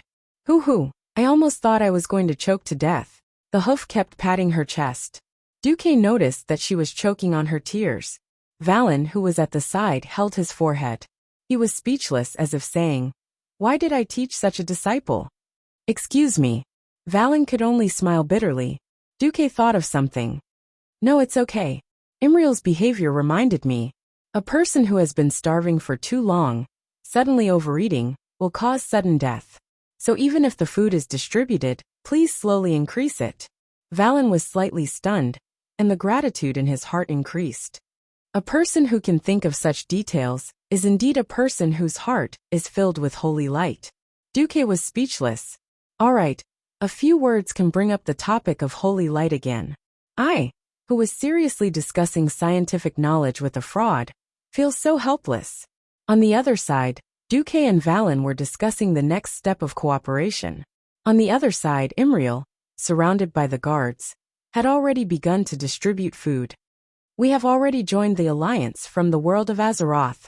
This alliance has defeated the Horde more than once. They even killed the first chief of the Horde, Black Hand. The alliance has just sent people to deliver food. Everyone has it, no need to squeeze." On this day, countless Draenei were in tears. Chapter 1397. Who was the one crying tears of joy? Who was the one cheering for the seemingly ordinary food? There was only one answer: the Draenei. The Draenei were too bitter. They had been chased by their former compatriots for over 20,000 years, wandering everywhere with nowhere to hide. Almost every planet they went to, there would be burning legions void battleships chasing after them. Forget about 1,000 years of peace. It was already good enough to have 50 years. Many times, the civilizations and races they encountered were weaker than them. They could not help them resist the burning legion. In order not to screw them over, they would even take the initiative to leave those planets with intelligent beings. How could they be like today, receiving shelter and protection from a powerful force?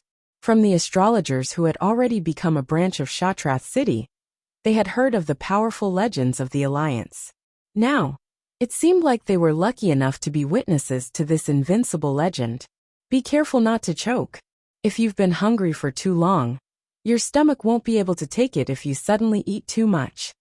She had a serious expression on her face, as if the person who had just choked on the food was not her, but some passerby.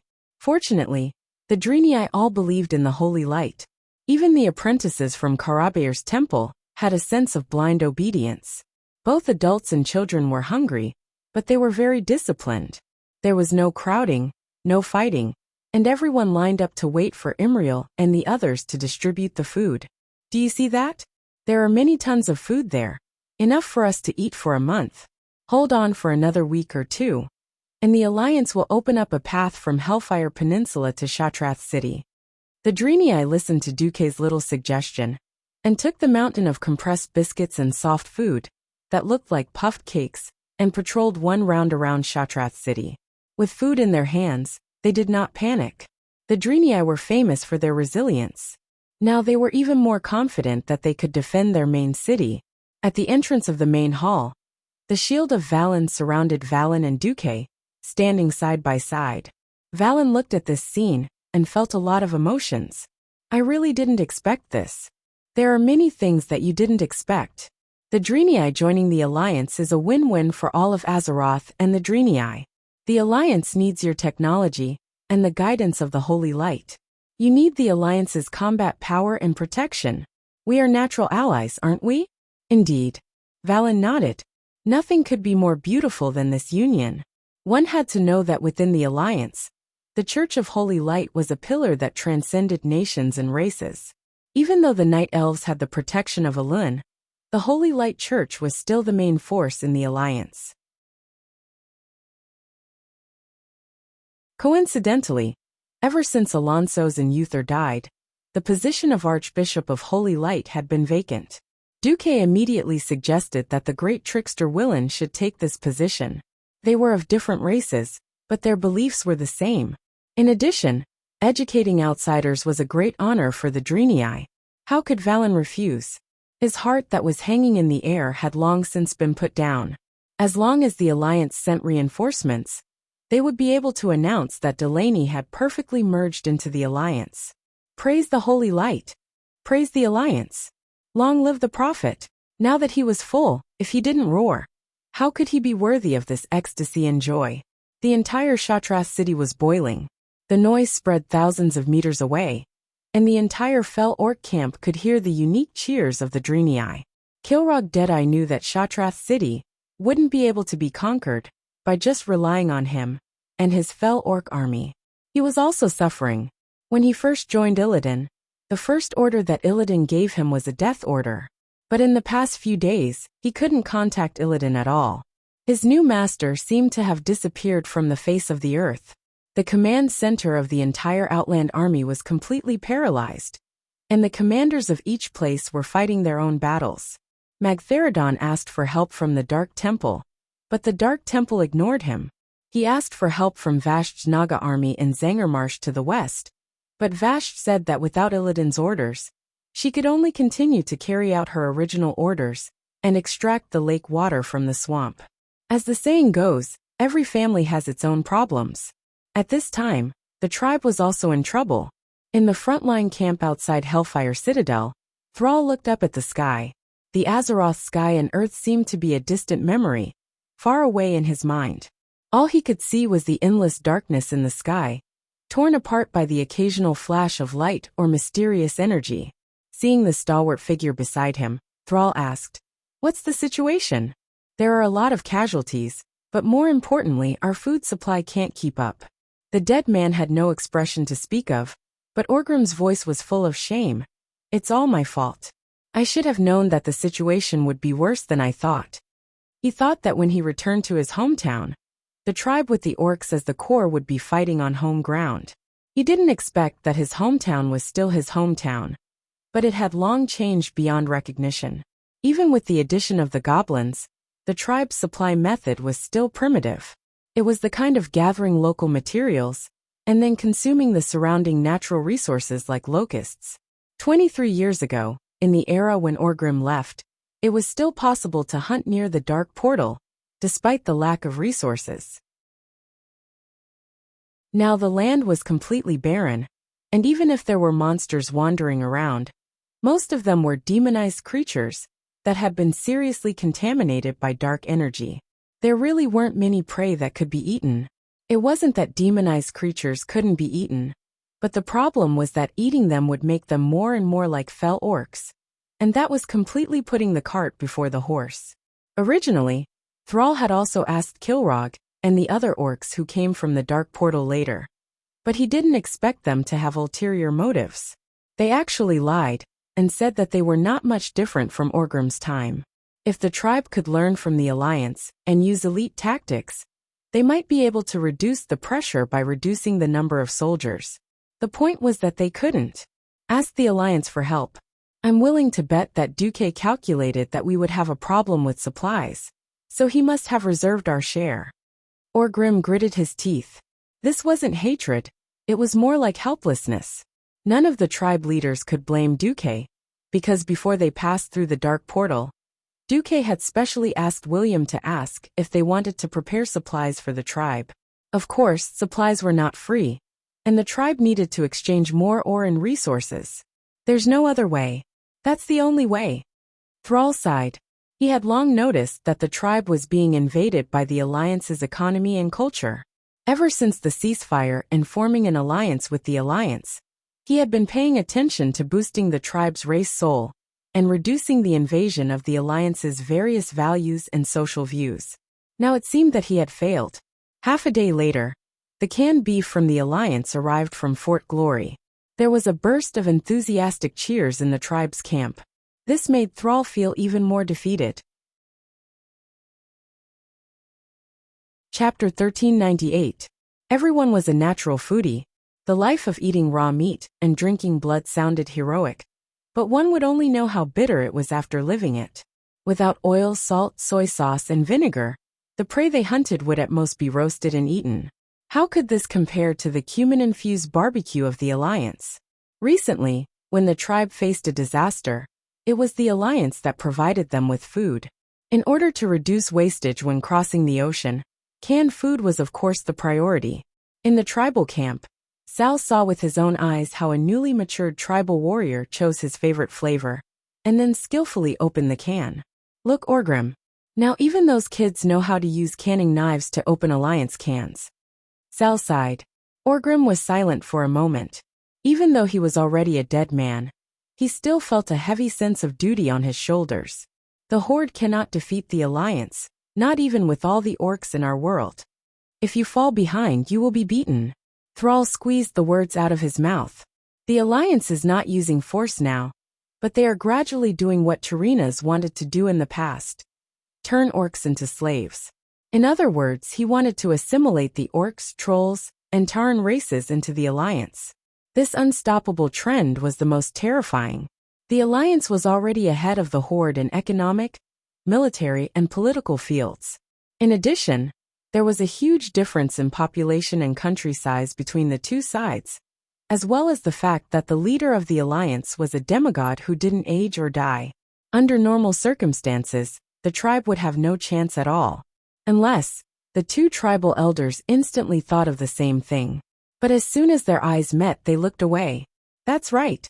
Unless the Alliance changed and suffered a crushing defeat, it had to be something like Duque dying in battle and the Alliance collapsing.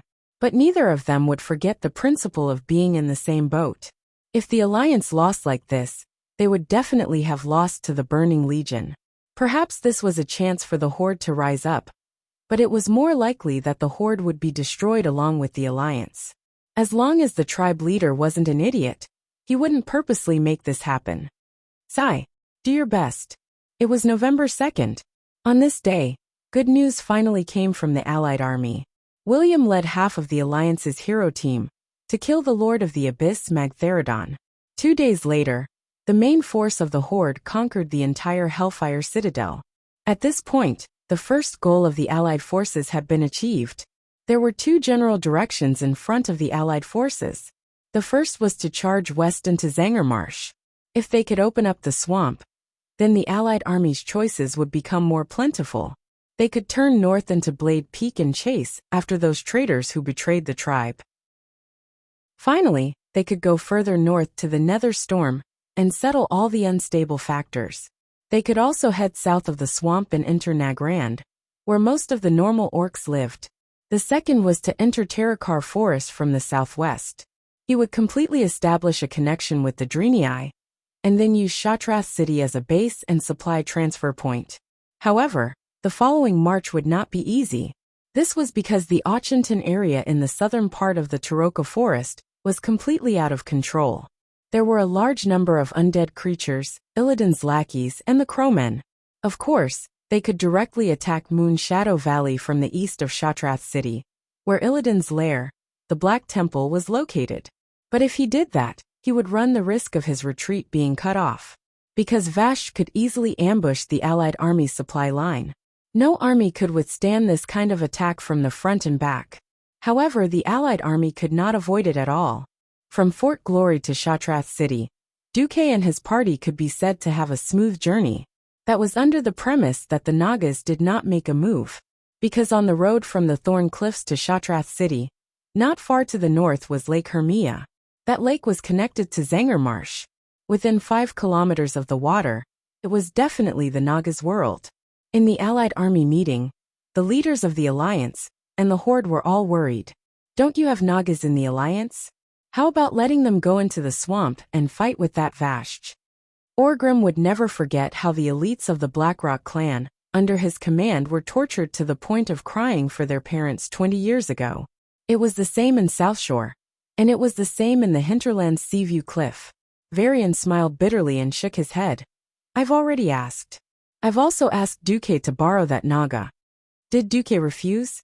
Sal asked. No, the point is that Duque thinks that Vashj is likely to be a demigod. He doesn't have any good suggestions to give us. This time, the faces of the leaders did not look good. They were good at fighting on land, and barely passable in air battles. When it came to water battles, they could only be a group of salted fish shouting 666 at the side. Even with underwater breathing magic, it was useless. Did they have to go into the water wearing metal cans? There was no need to fight. They would sink directly to the bottom of the water. Once the duration of the magic ended, they could only type GG, amidst the laughter of the Nagas. Can we only find a breakthrough from Turoka? Orgrim muttered. Varian let out a breath of turbid air. Fandral, in the name of the commander of the Alliance Expeditionary Army, I order you to lead the Cenarian Expeditionary Army and build a forward base just past the Thornfang region. You will think of a way to deal with Vasht's Naga troops. At the very least, you must restrain her. Fandral Staghelm said bitterly. Ever since Du made a small report before Isra left, Fandral's position in the Cenarian Assembly had become a little unstable. Tyron had sent him to the Outland with a single order. Under the double pressure, he had no choice but to obey. All right, it was not wrong to let the druids deal with the underwater creatures. After all, only the druids could transform into seals and have underwater combat power. Ignoring the constipated Fandral, the Alliance and the Horde began to discuss the defense of Turoka. The final result of the discussion was that the Alliance would defend Lake Hermia in the north of Turoka Forest, be responsible for transforming Shatrath City, and build a fortress at the entrance of the Moon Shadow Valley to prevent Illidan's counterattack.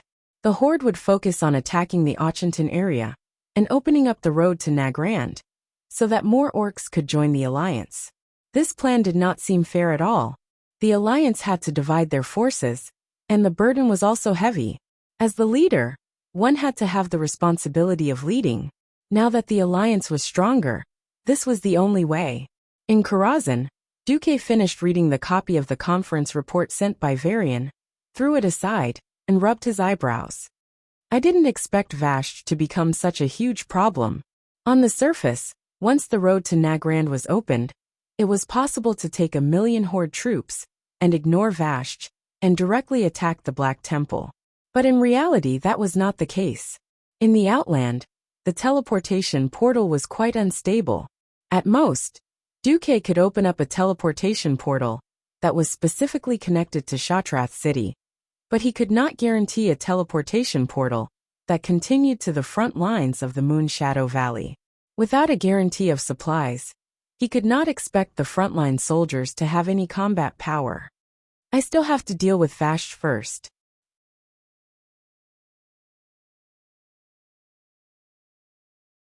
Chapter 1399.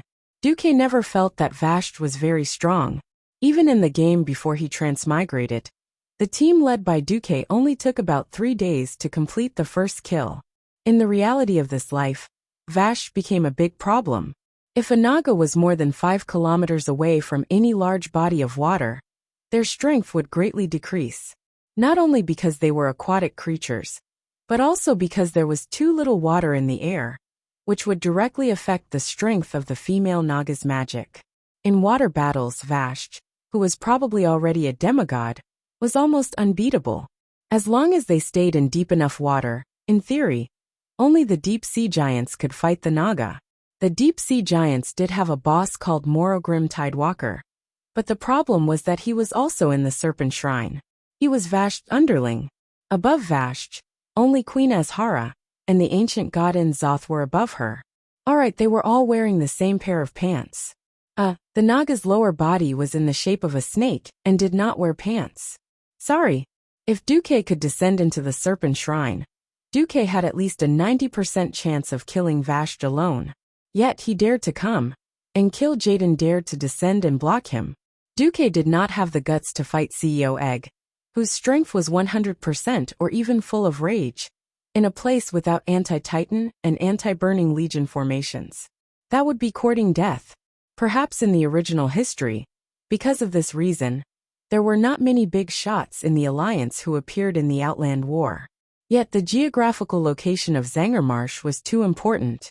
One Vashti was like a sword of Damocles hanging on the neck of the Alliance army, ready to cut down at any time. Duque felt a headache coming on. Whatever, at most, I'll just have to pretend and let Fandral take the blame. The entire month was spent in the Alliance Army's rest and strategic shift. On the 5th of November, at the easternmost side of Zangermarsh, Fandral personally went down to direct the arrangements and build the Cenarian camp. On the same day, Jaina was overseeing the blasted land, while Anastrian was at the Hellfire Peninsula. The two Breaking Dawns worked together to open the dark portal to the maximum, and finally transported the Alliance's most advanced road opener over. The so-called road opener was actually something similar to a road roller, but it was more violent and larger. Even if it had been dismantled and transported, it still brought a heavy burden to the portal. This was because the roller in front of the road roller was as tall as a 5-story building and as wide as 16 horse carriages. Think about it. A 5-story building was falling on you. What kind of earth-shattering feeling was that? The dwarves' current steel forging technology was not up to standard, and they could not make such a large roller. Black technology was never something that could be achieved in a single leap. If they couldn't form it in one piece, the dwarves could do it like building a ship. They could use rivets to fasten the bent steel plates together and weld them. As a result, a gigantic creature was born. Coupled with the Alliance's latest slap-you-in-the-face diesel engine, this kind of road opener would definitely be shocking to drive. Wasn't that so? Anyone who had been inhaled by the black smoke from the chimney would feel like they had rolled dozens of times in a coal yard. Only a dwarf would dare to use such an environmentally unsound and inefficient thing. In any case, since the day this thing was born, Duque had forbidden it from entering any of the main cities of the Alliance other than the steel furnace fort. What kind of joke was this? If they were sprayed by this thing, all humans and animals would die, and there would be no need to plant crops. But there was nothing Duque could do. The diesel was still the latest product, and the quality was terrible. The diesel engine was about the same, just one level higher than the steam engine. Alright, the Allied army could not go west. The entire Hellfire Peninsula was surrounded by air forces, and even if they flew over, they would be suspended in the void. With nothing to do, an army of 100,000 killed all the monsters southwest of Fort Honor in a week, and the steel-toothed marauders could only be found in the specimen room. After leaving Fort Honor, they went southwest, passed through the warp plains, and arrived at the Thorn Path. The road opener only took 3 days. The intersecting, steel-hard, scalp-numbing thicket of thorns gave off a continuous series of explosions under the pressure of the road opener. Weren't you very hard? Weren't you not afraid of fire? Come, who's afraid of who in a head-on fight? After the unreasonable road roller rolled over, the diesel bulldozer went up, and the dwarven construction team followed to pave the road and bridge. In any case, after 3 days of rumbling, they finally opened up a wide road that was comparable to the Glorious Avenue. In the Thorn Cliff, Duque, Thomas, Imriel, and a dozen Drenii stood on the side of the road, seeing the huge road opener completely flattening the thorn forest, which was once the Drenii's forbidden land. Imriel and the others were stunned. Is this the strength of the Alliance? Imriel's tail kept spinning, and the curiosity of a young girl was evident on her face. Haha, the Drenii's technology level is actually very high. It's just that you lack energy. To be honest, Duque had his eyes on their black technology. If they could solve the problem of energy supply, the Drenii's interstellar warships and whatnot would be high-end.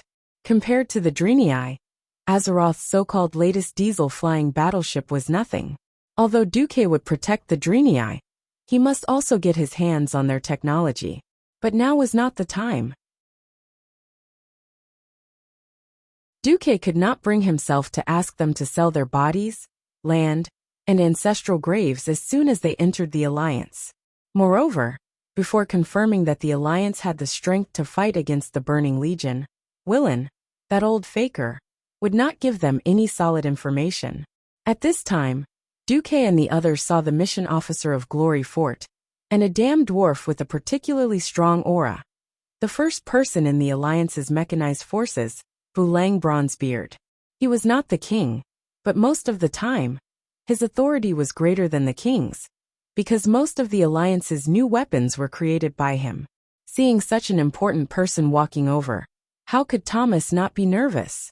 He is, Imriel asked softly, and at the same time, half of her body hid behind Duque, and pulled on Duque's robe. Oh, the dwarf Prince Bulang Bronzebeard, an important person. But it's okay, he's easy to get along with, Duque replied softly. Oh, you're the one with an outstanding battle record. The one who led a small team to make contact with Shatrath City, Mark Dooku? I heard that you were also the one who surveyed and evaluated the terrain. Bulang came over, and handed over a flat metal bottle. Needless to say, that must be Bulang's collection of strong liquor. Dwarves did not beat around the bush. Giving you liquor meant that they thought highly of you, and wanted to make friends with you. Friendship was deep, and one gulp was enough. Duke didn't say anything and gulped it all down in one gulp. His face was not red, and he was not out of breath. Oh, mage boy, you have a good alcohol tolerance. Bulang gave a thumbs up. This is my special brew. It's 80 degrees, and a normal human would pass out in 2 mouthfuls. The Dalajim mages are very slow, saying that it will affect the brain, and they won't drink it no matter what. It's not interesting at all. Duque laughed. This was not his real body. All the food that entered the artificial stomach would be stirred, and it would not affect the body at all. It turned out that by controlling the artificial humans, one could pretend to be the god of wine. Duque smiled slightly. I was born.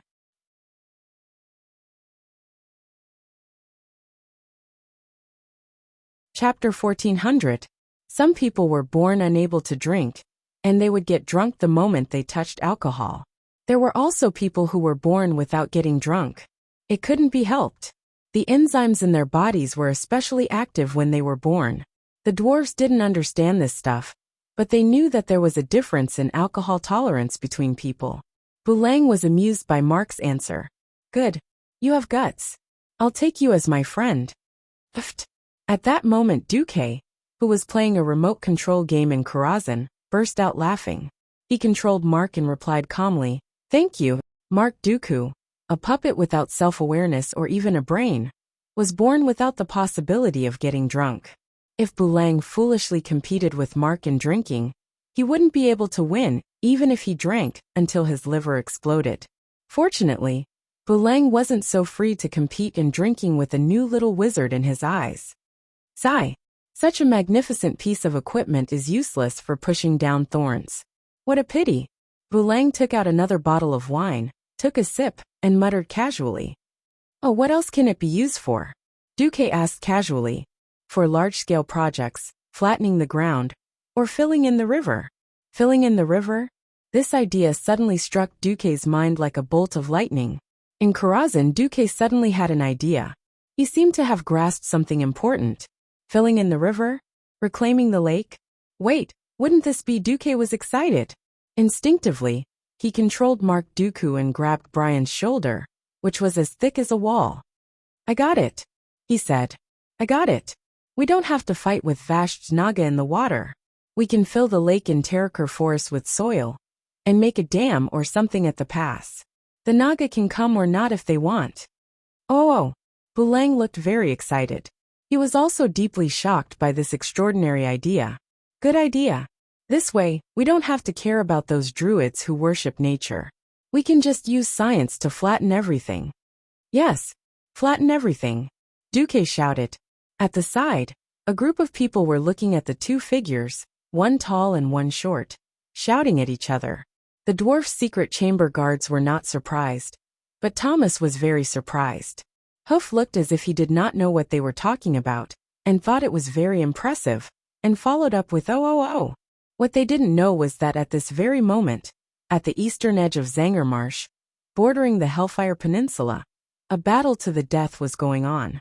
The muddy lake water was constantly surging, and from time to time, large blobs of blood would emerge. At the bottom of the lake where the visibility was terrible, all tactics and coordination were just nonsense. Although it was a probing battle, if he couldn't gather any information, and reported the losses to the higher-ups, he really didn't know what would happen to him. Over the past few days, He had come to understand what kind of person Varian Wren, the commander of the Outland Allied forces, was. Compared to the highly acclaimed Duke Marcus, Varian's actions were more unyielding. He could tolerate failure, but he could not tolerate cowardice. So Fandral Staghelm had to personally go into the sea, into the water to fight. After killing no less than 20 Nagas, Fandral's heart turned cold.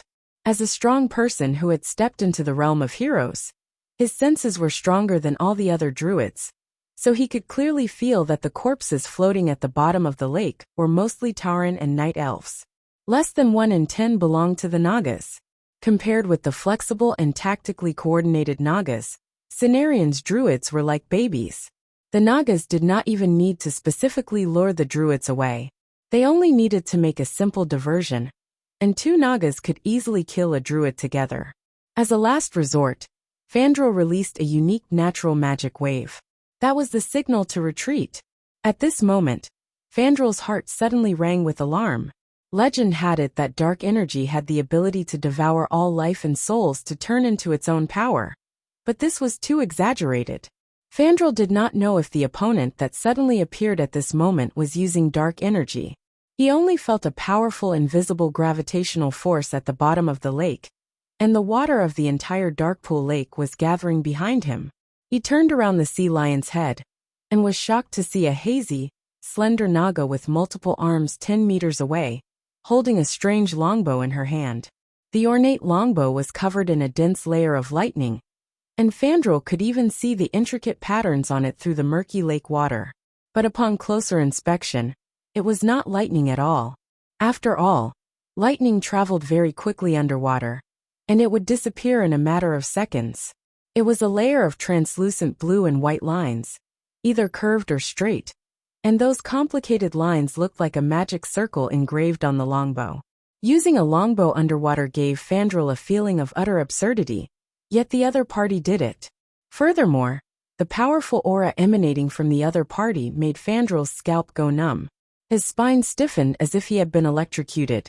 So powerful. I'll die. I'll really die if I take an arrow from her. What a joke. Why must I, a druid who has yet to step into the realm of gods, face a demigod? Without even a tenth of a second of hesitation, Fandral turned and ran. Hee. Run, run. If I can't hit you, my 10,000 years of training will be in vain. The powerful demigod female Naga smiled seductively, and the voice of her soul spread in all directions, directly into Fandral's spiritual sea. Fandral was still desperately twisting his body. Speed up. Speed up. Speed up again. He did not know how long he had been swimming. Maybe it was a few seconds, or maybe it was just the usual time of 3 to 5 breaths. Anyway, the surface of the water was getting closer, and he could clearly feel the hope of freedom and vitality. An unprecedented excitement spread through every cell in his body. At this moment, Fandral suddenly felt his body hanging in the air. It was a feeling of emptiness, where he could neither reach the sky nor the ground. With great astonishment, Fandral turned his sea lion's head again, and he saw a scene that made him feel incomparable despair. All the water in the surroundings had been sucked out in an instant. The female Naga, who should be called Vashj, had actually sucked away a small half of the Darkpool Lake's water, compressing it beyond imagination, and finally turned it into an arrow that was not very large, knocked on the bowstring of the gorgeous carved longbow. And at this moment, he, the great druid Fandral Staghelm, was actually suspended directly above a huge whirlpool. He was being pulled by an inexplicable force, or perhaps he was being held up, and he could not move at all. At this moment, the slender fingers of Vashj's right hand suddenly loosened, and the thin water arrow left the bowstring. Chapter 1401. Whoosh! Suddenly the arrow lengthened. No, Fandral screamed. He understood that if he was hit by this arrow, it would be equivalent to being hit by half of Dark Swamp Lake. No, or worse, because the lake was a compressed version. At this critical moment, he showed the true colors of a hero-level powerhouse. He did not choose to turn into an eagle and try to fly away. Instead, he turned into a ridiculous bear.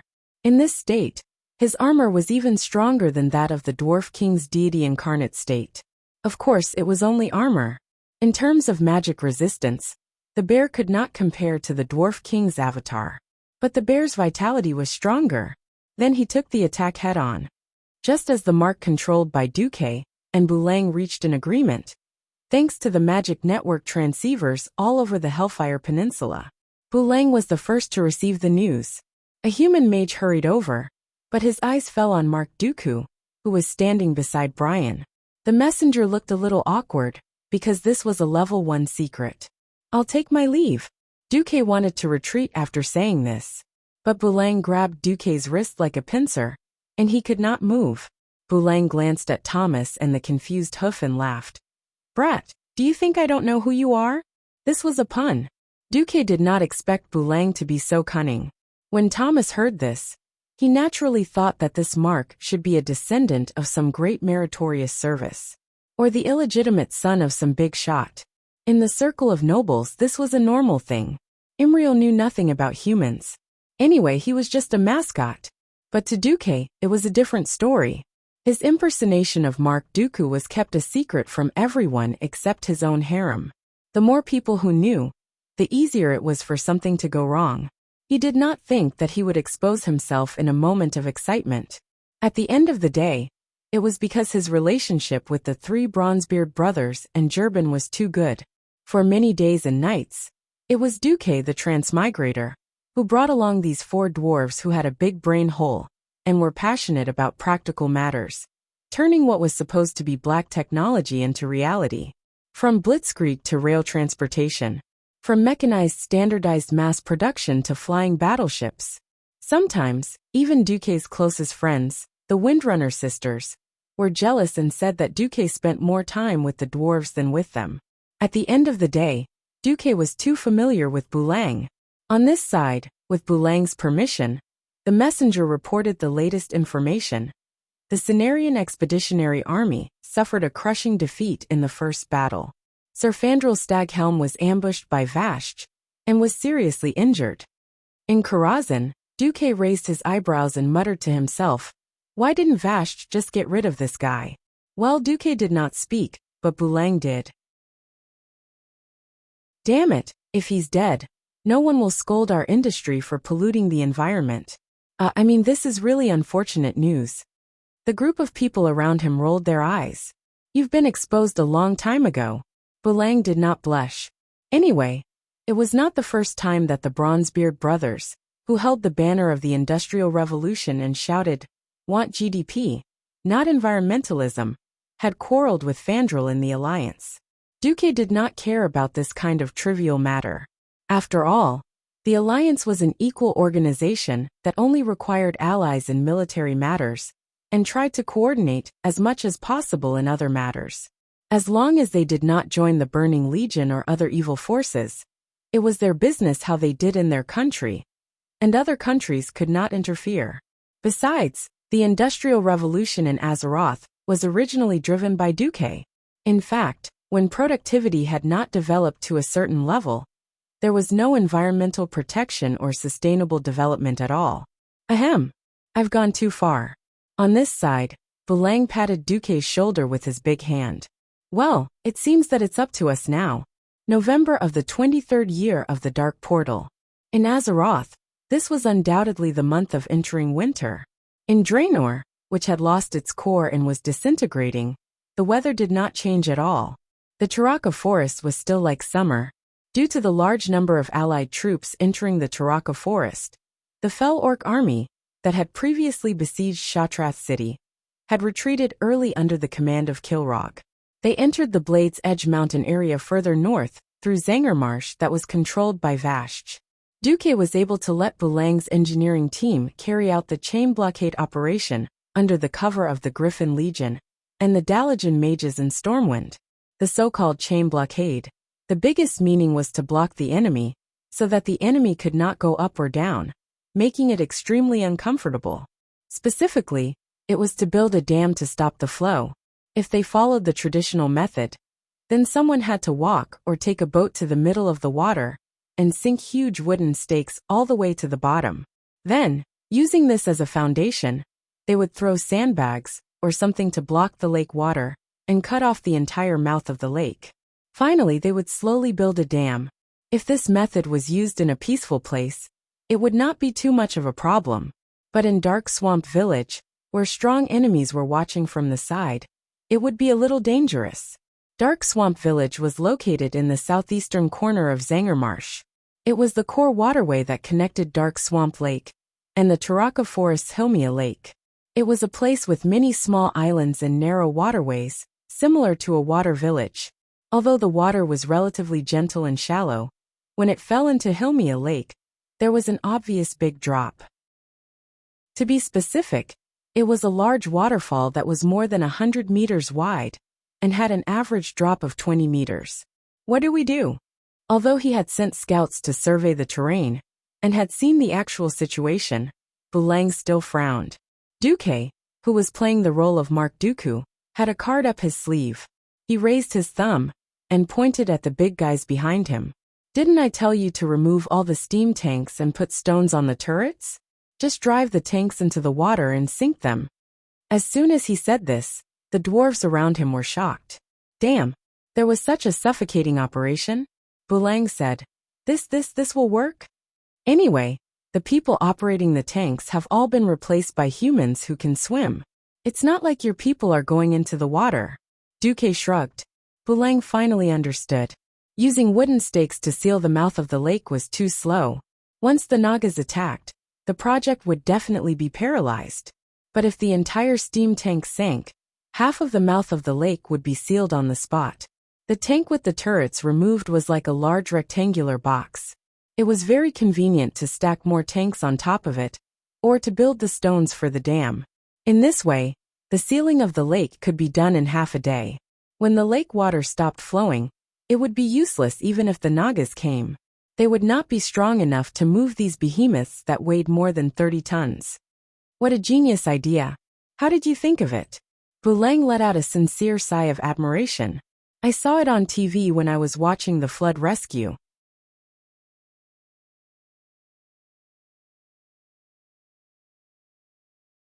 Chapter 1402.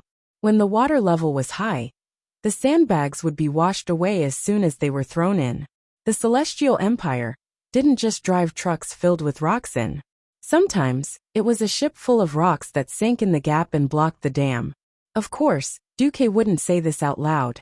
Instead, he said domineeringly, the old steam tanks are going to be eliminated anyway, so I suddenly thought of reusing them. Duque's words were so reasonable that Bulang had nothing to say. If there was a shortage of iron ore, all the scrap metal would be thrown into the furnace to be recycled. As long as they had the manpower and resources, it wouldn't be a problem to refine a batch of high-grade iron ingots, or even steel ingots. There was a precondition: manpower and resources. The iron furnace castle itself was a large mine. Although it had been excavated for 1,000 years, there were still no signs of it being exhausted. In addition, they had recently obtained large amounts of metal ingots from the tribe. Copper from Duroder, iron from Stonetolin Mountain and Feralas, gold and mithril from the Thousand Needles Forest. All the ore had been transported to Theramore, smelted into metal ingots, and then transported across the sea to the Iron Furnace Castle, the largest factory in the Alliance. Because ready-made metal ingots were more useful, there was no place to use the old steam tanks made from low-grade iron plates.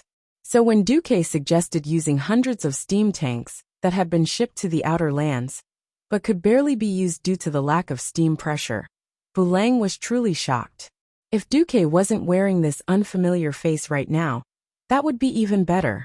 Bulang also knew that Duque was in trouble, so he waved his hand and gave the order to start. The mouth of the lake to the south of Dark Lake Village wasn't an area that Vashj focused on defending. After the soldiers of the Griffin Legion killed all the large lizards wandering near the mouth of the lake, the Alliance army began to set up large numbers of heavy iron horses in the waterway to act as fortifications. When 5,000 human infantry, 500 elven archers, and 200 mages formed a line of defense, the human engineers drove the rumbling steam tanks into the lake. It had to be said that this was a technical job that required a lot of courage. Of course, they could use iron rods to press down on the accelerator, and let the tanks continue to sink into the water. But in reality, many things could happen before they sank. Would they go astray? Could it be that the water was too shallow, and the steam tank was stuck? The air pressure in the outer realm was low, and all kinds of situations could happen. All of these required the pilot to use his own experience and skills to adjust. More than once, Duque had seen the tank soldiers from Stormwind. In order to be accurate, they would often wait for the tank to start sinking before jumping out of the cockpit like parkour. This made Duque shudder with fear. One east and one west, working in two directions at the same time, greatly increased the efficiency. In less than half an hour, a rough dam appeared in front of the Alliance soldiers. Wow! The engineers cheered enthusiastically. Keep it up, lads, Boulang shouted. For this battle, Boulang even tricked William into going to the eastern entrance of Zangermarsh to inspect. As a matter of fact, Vash took the bait. As William approached the surface of the water, the powerful Naga siren shot him with an arrow. This arrow was very strange. At first, it looked like an extension of a reflection in the water, and no one was alarmed. When everyone reacted, the sharp arrow made of water was already less than an inch away from William's cheek. No! Vala screamed and waved her dagger. She hit the tail of the arrow. It was useless. The feedback from the epic-grade dagger made Vala's heart fall into the abyss. The feeling was no different from stabbing a dagger into the water of a pond. Something that no one could have expected happened. Ever since he stepped into the outer realm, William, who had always been a berserk warrior with long swords, actually took out a huge shield that felt like a mountain at lightning speed. At the same time, 3 illusory golden shields revolved around William's body. This was the defense warrior's signature profession skill. Shield wall. Oomph! William let out a muffled groan. Even at the cost of this epic-grade shield being pierced, it still bought him time to dodge. William's entire body was almost parallel to the ground as he dodged the water arrow's splash by a hair's breadth. Tisk! A disdainful soul voice came from the water. William didn't come here alone. As the commander of the Outer Realm's allied forces, besides Vala and Brawl, there were also Solarian, Lilith, and other hero-level powerhouses beside him. Unless Vala was willing to give up her advantage in the water and run to the land to fight William and the others, she could only give up. In fact, not long after they retreated, Vala received information from the Dark Lake village. What? Good plan. Vala's seductive face flashed with a fierce glint. Let the Tidewalker pass. On the other side, in the south of the Dark Lake village, intense construction was still going on. A temporary dam formed by 4 huge steam tanks sunk side by side had already appeared in front of everyone. Using the tanks that had sunk into the water and were filled with rocks as the foundation, a large number of sandbags were thrown to the north of the dam. The originally turbulent water had now become a small stream. When the flow of the water slowed down slightly, Duque ordered people to pour cement into the water. Hee. In another half a day, even if Vala came personally, she wouldn't be able to deal with this dam. Boulang snickered. Don't laugh too early, Duque warned. Never underestimate an intelligent powerhouse. As if confirming Duque's guess, rumbling footsteps came from the north of the Dark Lake village an hour later. Duque and Boulang frowned at the same time. A scout came. Report. We've discovered a giant that seems to be a deep-sea giant. He's holding a huge anchor and is advancing towards the dam. There are hundreds of water elementals and close to 1,000 male Naga around him. There are many enemies, and we don't have many experts on our side. Boulang pouted. I know. Duque gazed into the distance expressionlessly. The Griffin Legion soldiers in charge of guarding the front were resting in 3 shifts. Only the 2,000 people at the outermost part of the formation were prepared for battle. The rest of the soldiers were allowed to rest, but they were all wearing armor and holding their weapons. Since there was enemy activity, they all took their positions and waited for the enemy to arrive. However, the battle this time was different from any of their previous battles. They were not standing on solid land, but on an isolated island that looked like a watery village. Although the water was shallow, Duque would never forget how terrifying the water attacks in the Romance of the Three Kingdoms were. The places where the soldiers stood were all reinforced with sandbags and were at least 10 meters away from the surface. In this period of time, they even added metal components that resembled a wave breaker to the front of the soldiers. That's right, the greatest enemy of the soldiers wasn't the Naga, but the possible flood.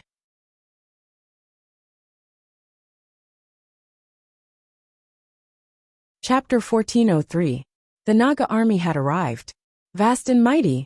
It seemed that the alliance had more people, but the quality of the Naga soldiers was higher. Even the well-trained soldiers of Storm City, no matter what weapon they used, would find it difficult to defeat a Naga in a one-on-one battle. Racial talent determined the upper limit of an individual soldier's combat power. Male Naga had giant-like arm strength and impact. Female Naga had inherited the spellcasting ability of the Night Elves. The conversion ratio of Naga to humans was 1:5, which was a conclusion based on long-term statistics. Not to mention the unknown number of water elementals at the moment, and a boss-level underwater giant holding the line. The soldiers of the Griffin Legion were a little sweaty. This was not a battle of the same level. Once the fight started, it would be difficult for them to escape.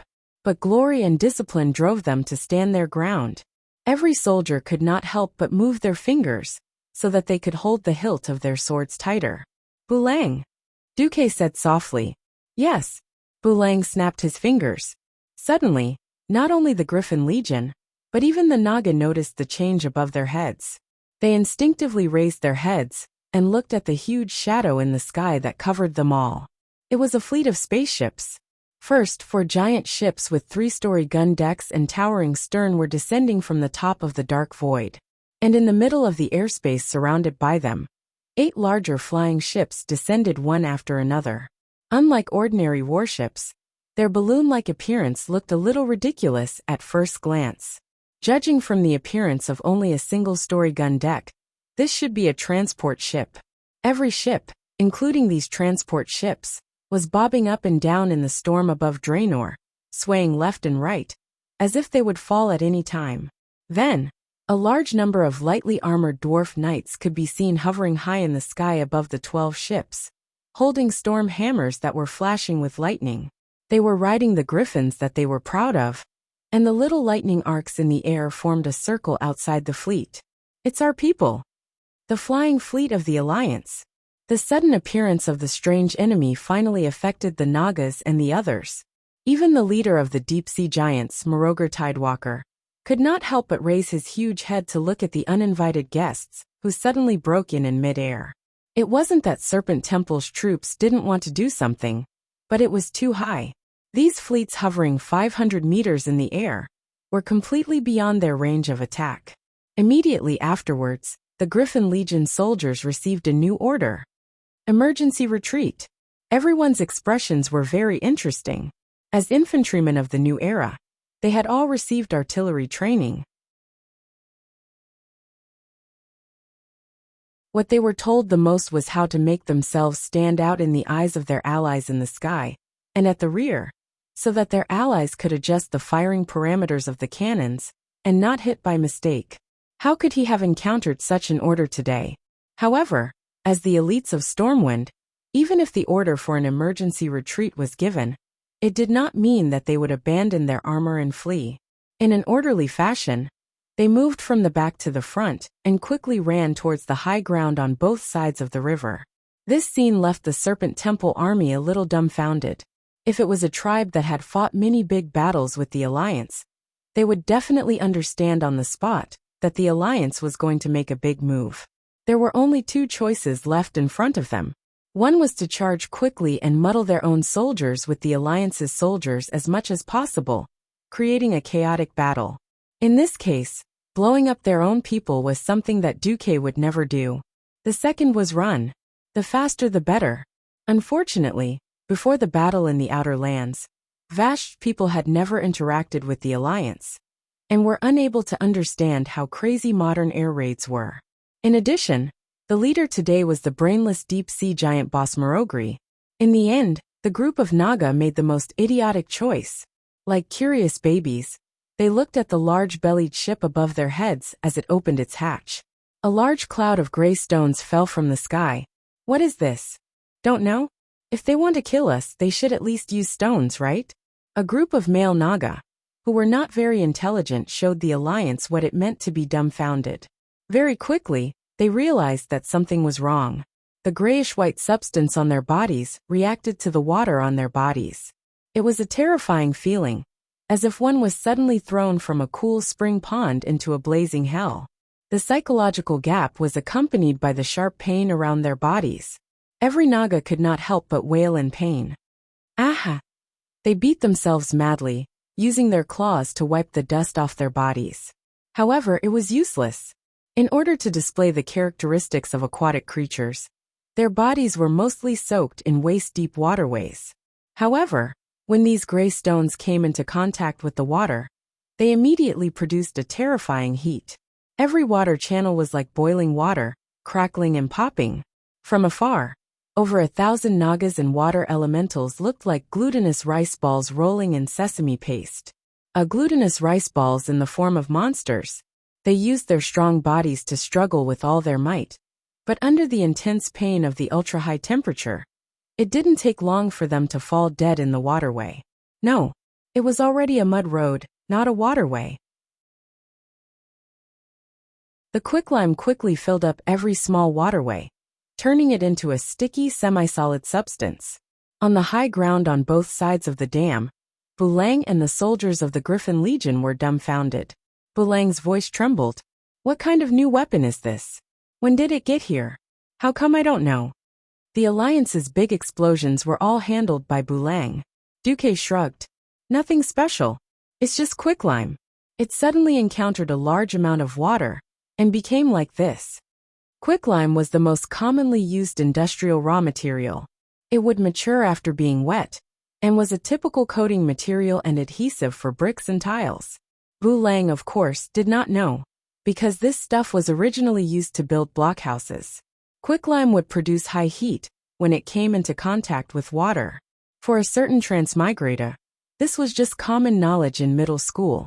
But for Bulang, who had never looked back on the road of explosions, this was obviously unorthodox knowledge. Bulang's tongue was hanging out, and his eyeballs were about to pop out of their sockets.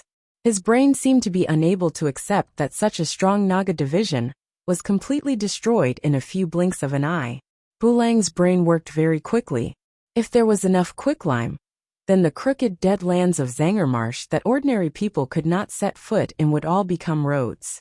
At this moment, the deep-sea giant boss Marogri, who was heavily injured by the high heat of the quicklime, went crazy.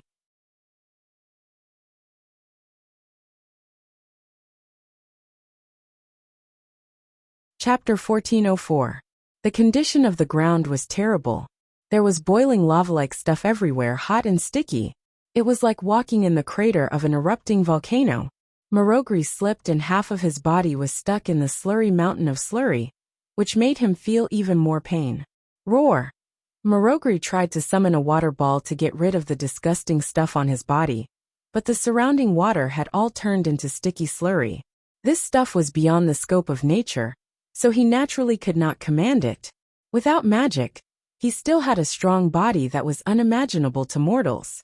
His huge body that was 6 stories tall could be said to be unstoppable when he charged. After letting out a roar, he instinctively identified a direction and launched a violent charge.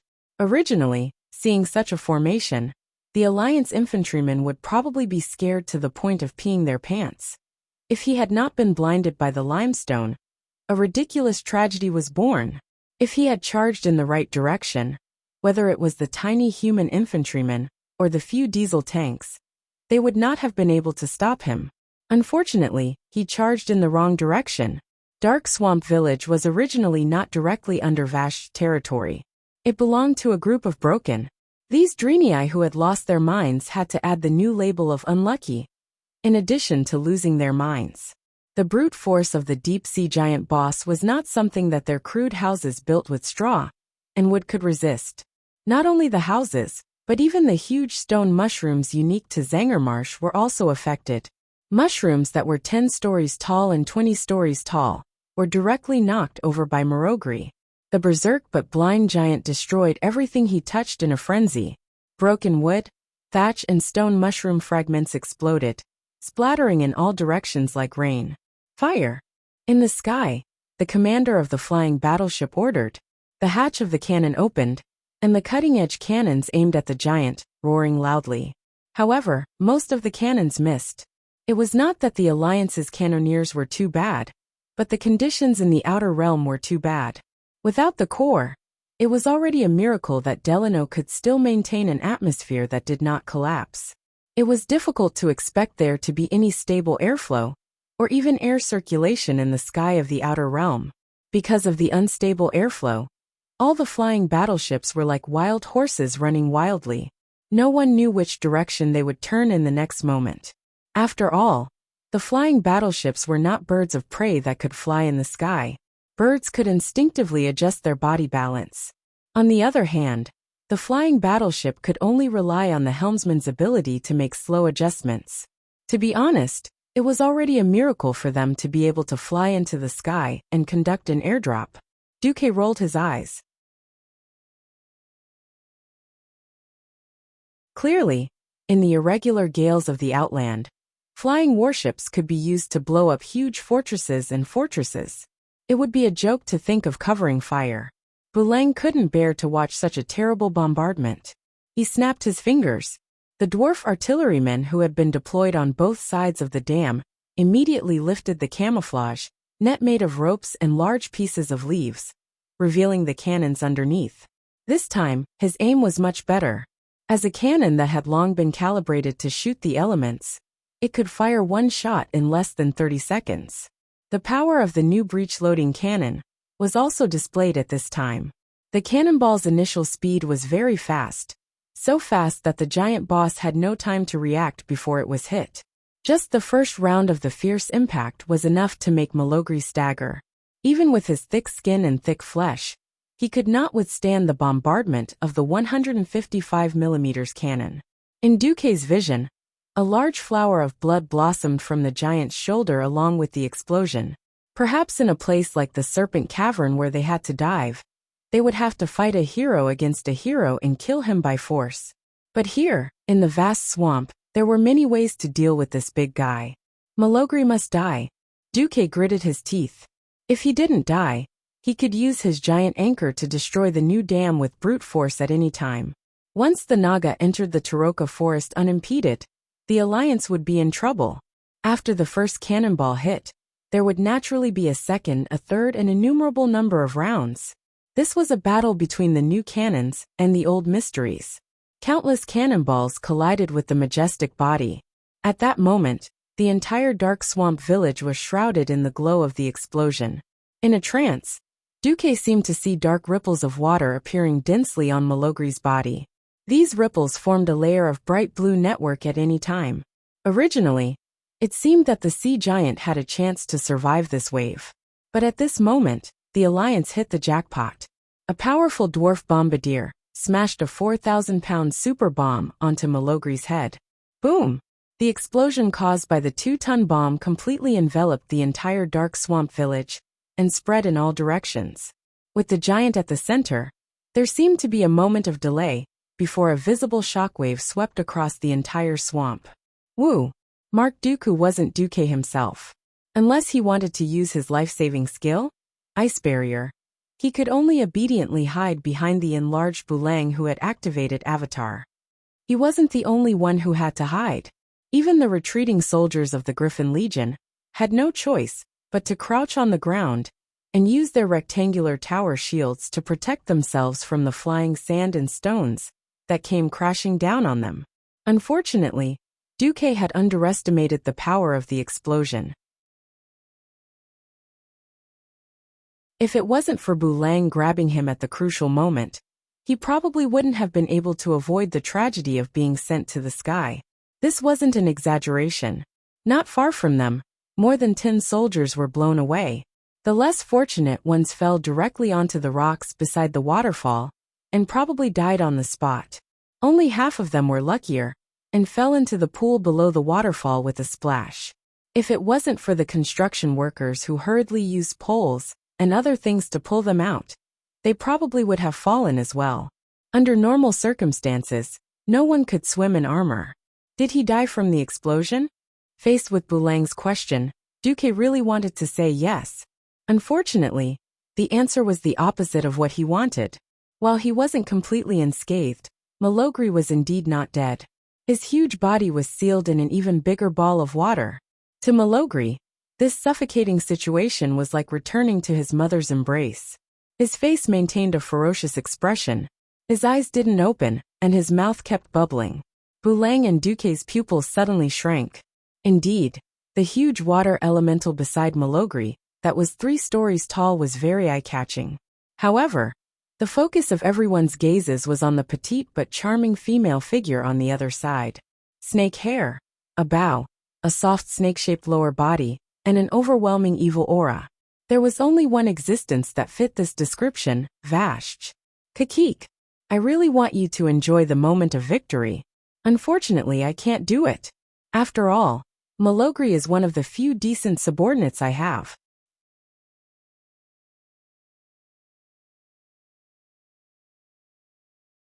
Chapter 1405.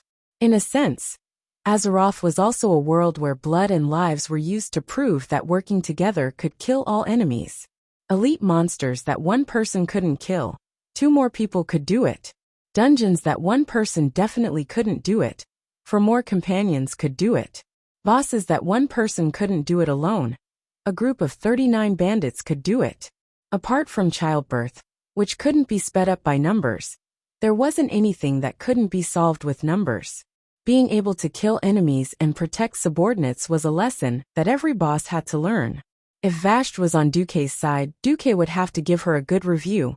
But Vashj was an enemy, and she made such an exaggerated statement in such a condescending manner. Duque wasn't happy. Didn't you say that my smurf could come over and act cool? You, Vashj, have already finished showing off.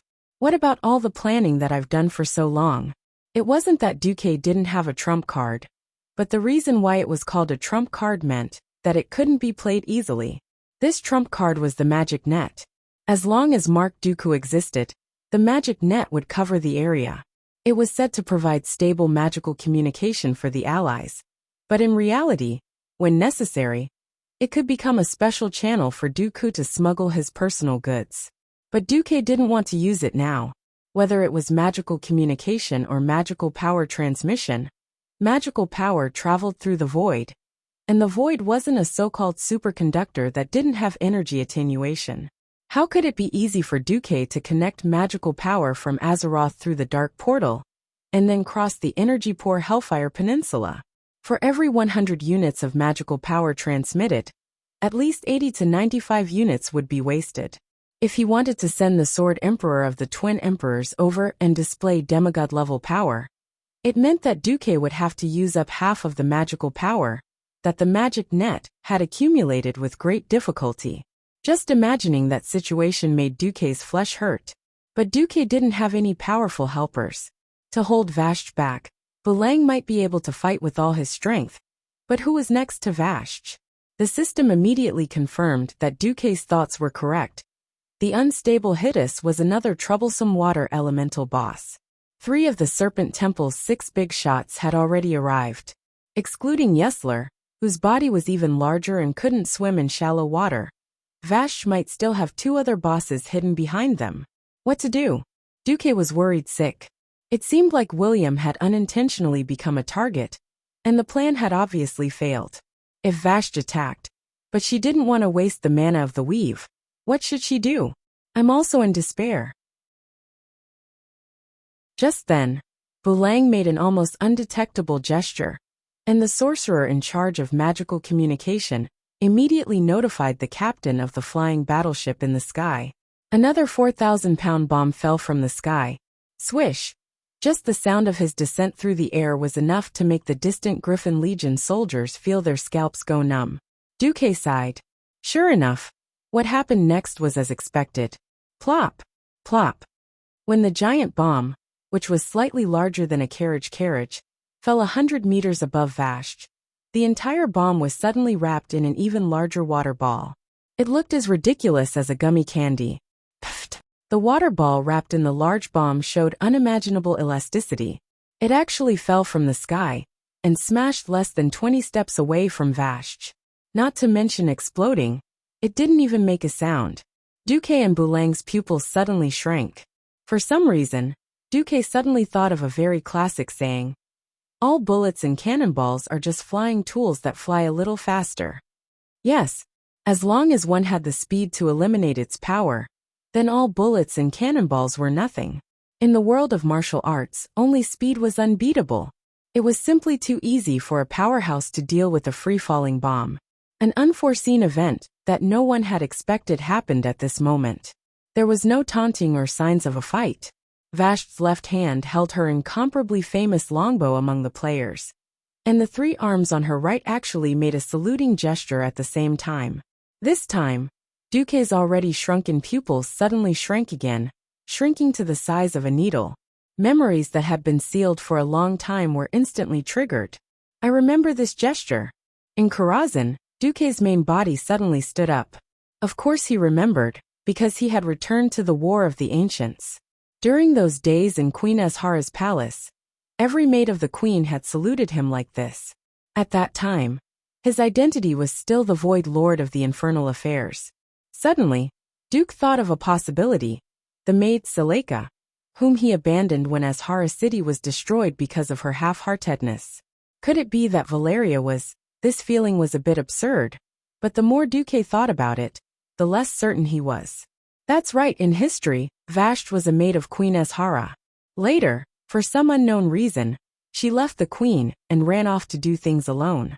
Later, she joined Illidan, and in the end, she was killed by the Cenarian Expeditionary Army and mortal heroes in the Serpent Shrine Cavern in the Outland. This possibility made Duque shudder a little. This was not good news. Although he had left a contingency plan for Valeria, he did not know if that contingency plan had been successfully activated. He also did not know what Valeria's personality was like after 10,000 years. The Night Elves were extremely long-lived. Similarly, 10,000 years could completely change a person. One had to know that even Tyrande, who bathed in the moonlight all year round, had the guidance of a goddess, an adopted daughter, and a group of believers and an entire race to keep her busy. Almost had her heart twisted. Not to mention those who were locked up in the darkness and suffering. Illidan was locked up for 10,000 years, but on the surface, he was still willing to fight for Tyrande. In the original history, he also wanted to play infernal affairs from the bottom of his heart. But in this life, no one could guarantee anything. Anyway, looking at how decisive he was in killing, he was not far from being a psychopath. Alright, let's change to Vashj. Let's say that Valeria was Vashj, but so what? In this life, Queen Azhara and the elite High Elves who were loyal to her miraculously survived the disaster, but were similarly tortured by the aftermath of the energy released by the Well of Eternity. When Azhara City was dragged under the roaring sea by the explosion of the Well of Eternity, the desperate elves had no choice but to accept N'Zotha's poison curse. And to survive, they had no choice but to accept their new form, becoming the snake Nagas filled with hatred. No one could guarantee that Valeria would not be like Queen Azhara, constantly expanding her own hatred and anger, and finally falling into a serious and irreversible state of madness. On the other side, seeing Duque's shocked expression, Vashj's face showed an intriguing smile. It seems that today is not a good time for a decisive battle. So be it. I will wait for your arrival at the Serpent Shrine Cavern with my strongest subordinates. After saying that, she seemed to take another look at Duque.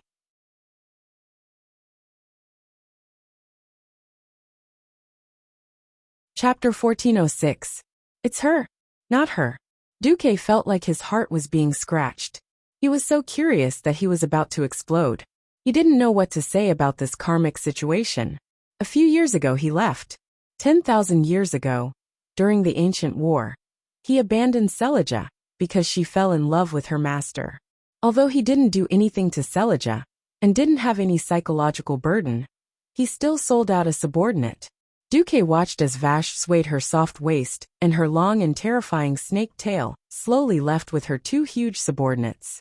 She submerged into the swamp in the distance and swam to the dark swamp lake further away. Duca suddenly seemed to have lost something. At this moment in Karazhan's room, there was a sudden clang at the door.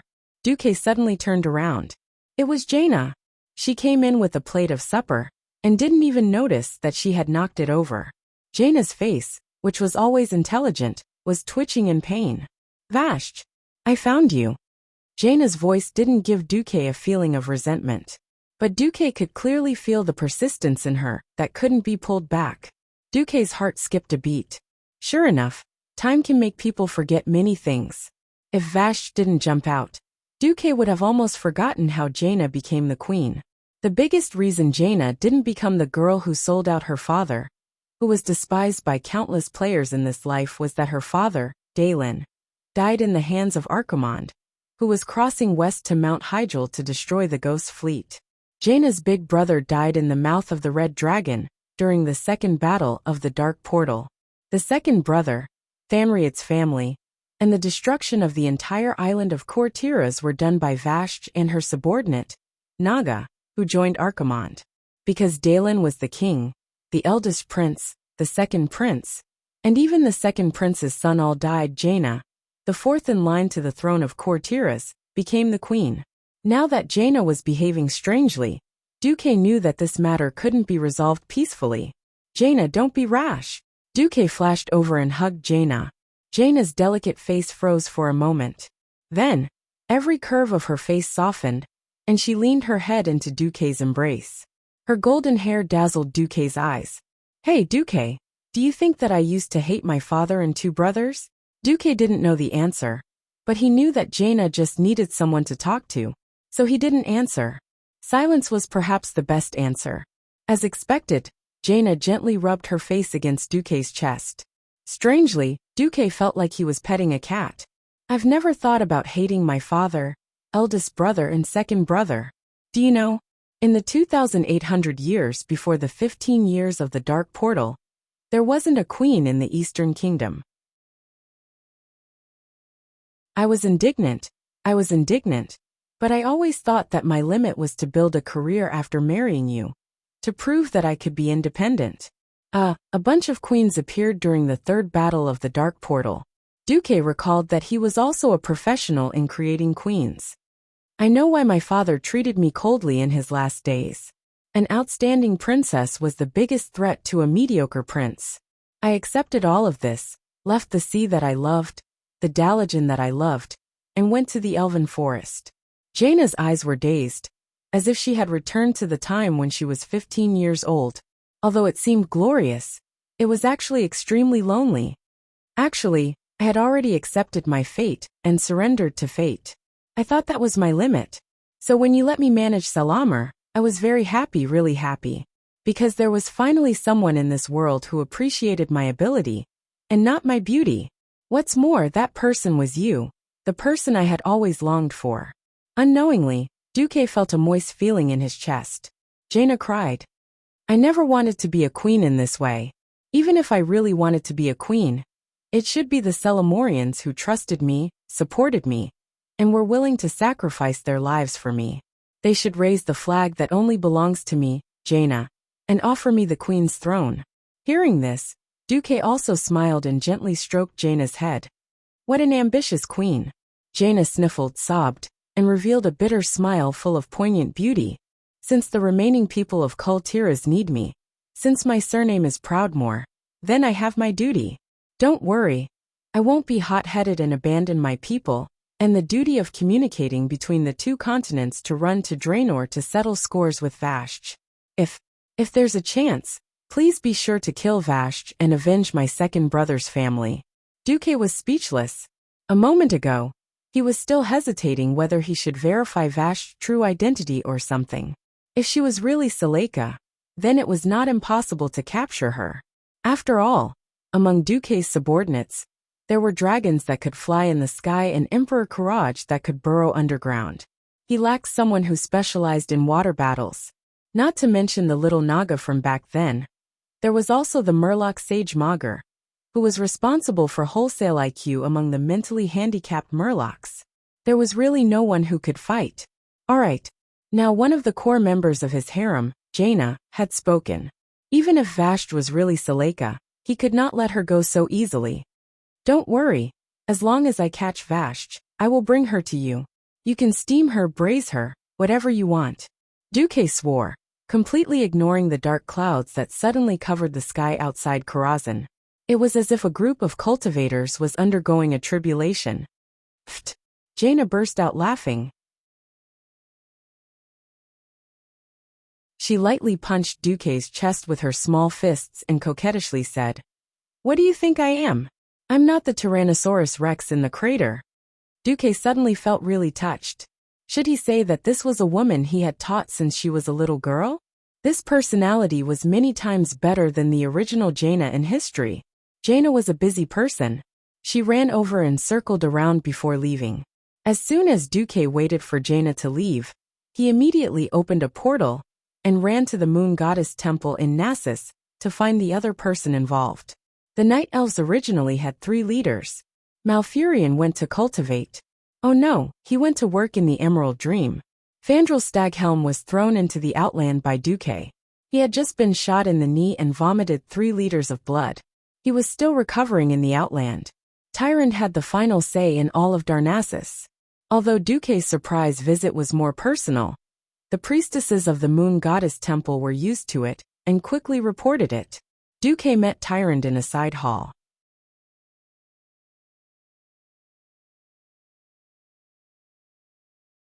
Chapter 1407. Oh, what a rare guest. I didn't think that you, Duque, would actually come looking for me. But this is the Moon Goddess Church. As soon as the host and guests were seated, Tyrant's dignified, flawless, and holy face blushed for a moment. Continue acting. Sometimes, Duque felt sorry for the night elves. The spokesperson of the goddess they believed in, the high priestess Tyrant, had already been fed to the wolves in order to win the war of the ancients 10,000 years ago. Her moral integrity had been crushed in the process of Duque's evil fantasies. Ahem! Duque coughed dryly and put on a straight face. I'm here to talk business. Oh, since Duque said it was business, Tyrant, who was dressed in priestess robes, immediately straightened her attitude and sat opposite Duque with her most flawless appearance. She raised her hand gently, her posture as elegant as a painting. Commander, please speak your mind. It's about the War of the Ancients, the time I spent with you in Azhara's palace. Before Duque could finish, Tyrant's face, which she had put on a dignified expression with great difficulty, immediately turned red. Damn it! You're still saying that you're not messing with me? I already said that this is the Moon Goddess Church. The goddess will definitely pay attention to this place. No, I'm talking about Selija, Duque said firmly. Tyrant's eyes widened, and there was some hesitation in them. After thinking about the latest reports from the Alliance, she immediately understood everything. You suspect that Selija is the current Vashti? Yes.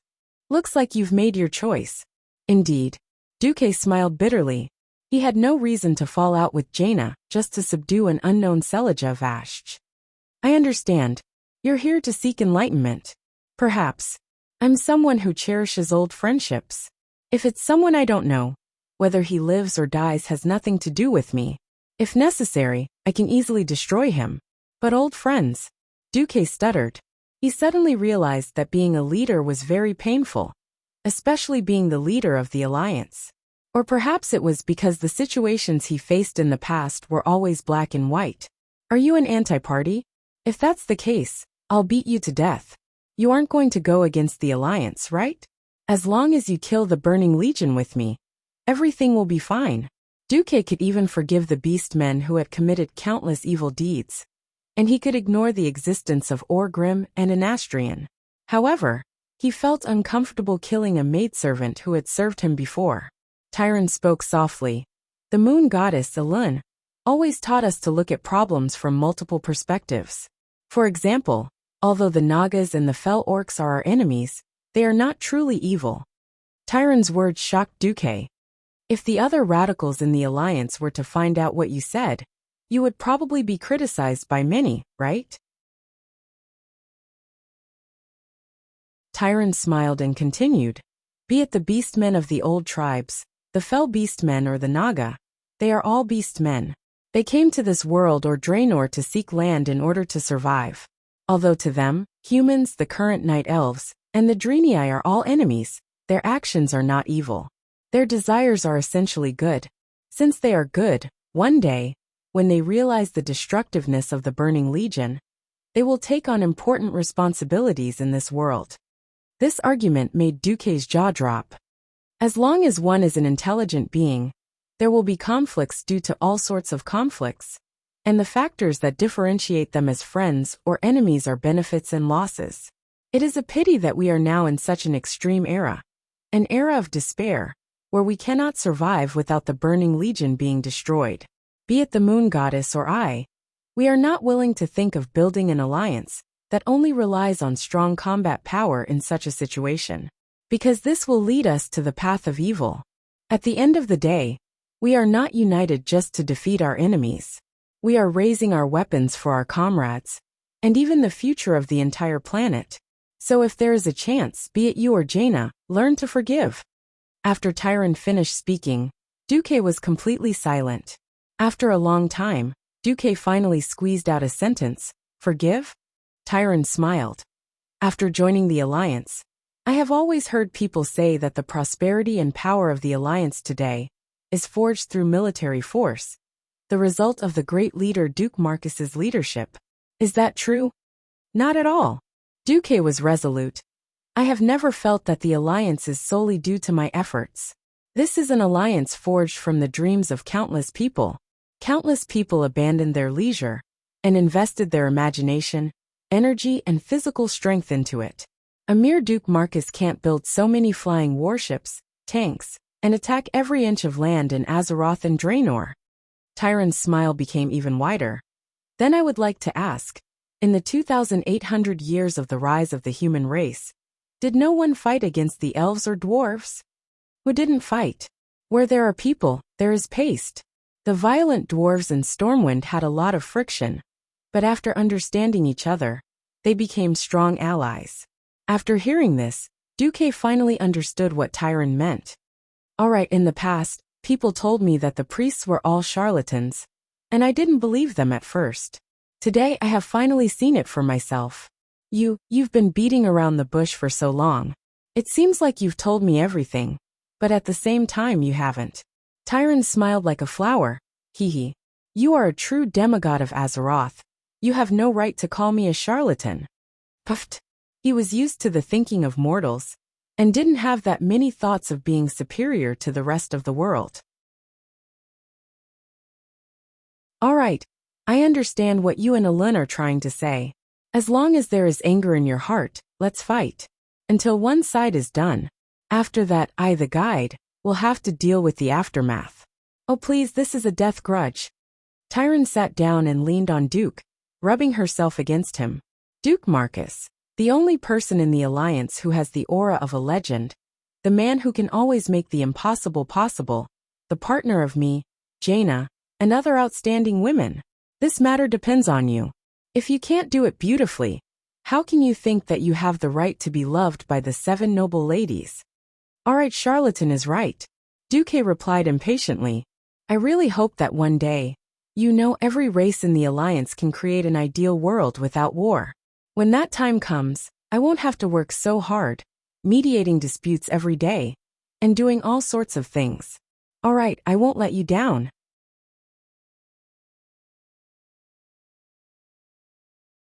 Chapter 1408.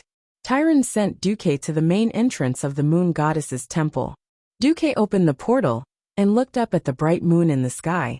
That was the light of the Moon Goddess. For the past 25,000 years, this light had shone on the land of Azeroth every night. That kind of gentle radiance that contained divinity. Just one glance was enough to make one remember its glittering pride forever. Elun had witnessed the rise and fall of Azeroth. From the tragic slaughter of the Dark Empire to the shocking ancient, or 10,000 years ago. She had worked tirelessly to heal this scarred world for a long time. The goddess Elun was respectable and praiseworthy. On the surface, Duque was here to communicate with Tyron, but in reality, he was also greeting Elun. Regardless of whether Vashj succeeded or not, He had to report it to Alun. Since Tyron had repeatedly mentioned forgiveness, it was okay. Sigh. Duque sighed softly. Alun was worried sick about Queen Azhara and the other fallen night elves. They did not believe in the goddess and blindly pursued power in their uncontrollable domain. In the end, they attracted the Burning Legion and played out a typical example of playing with fire.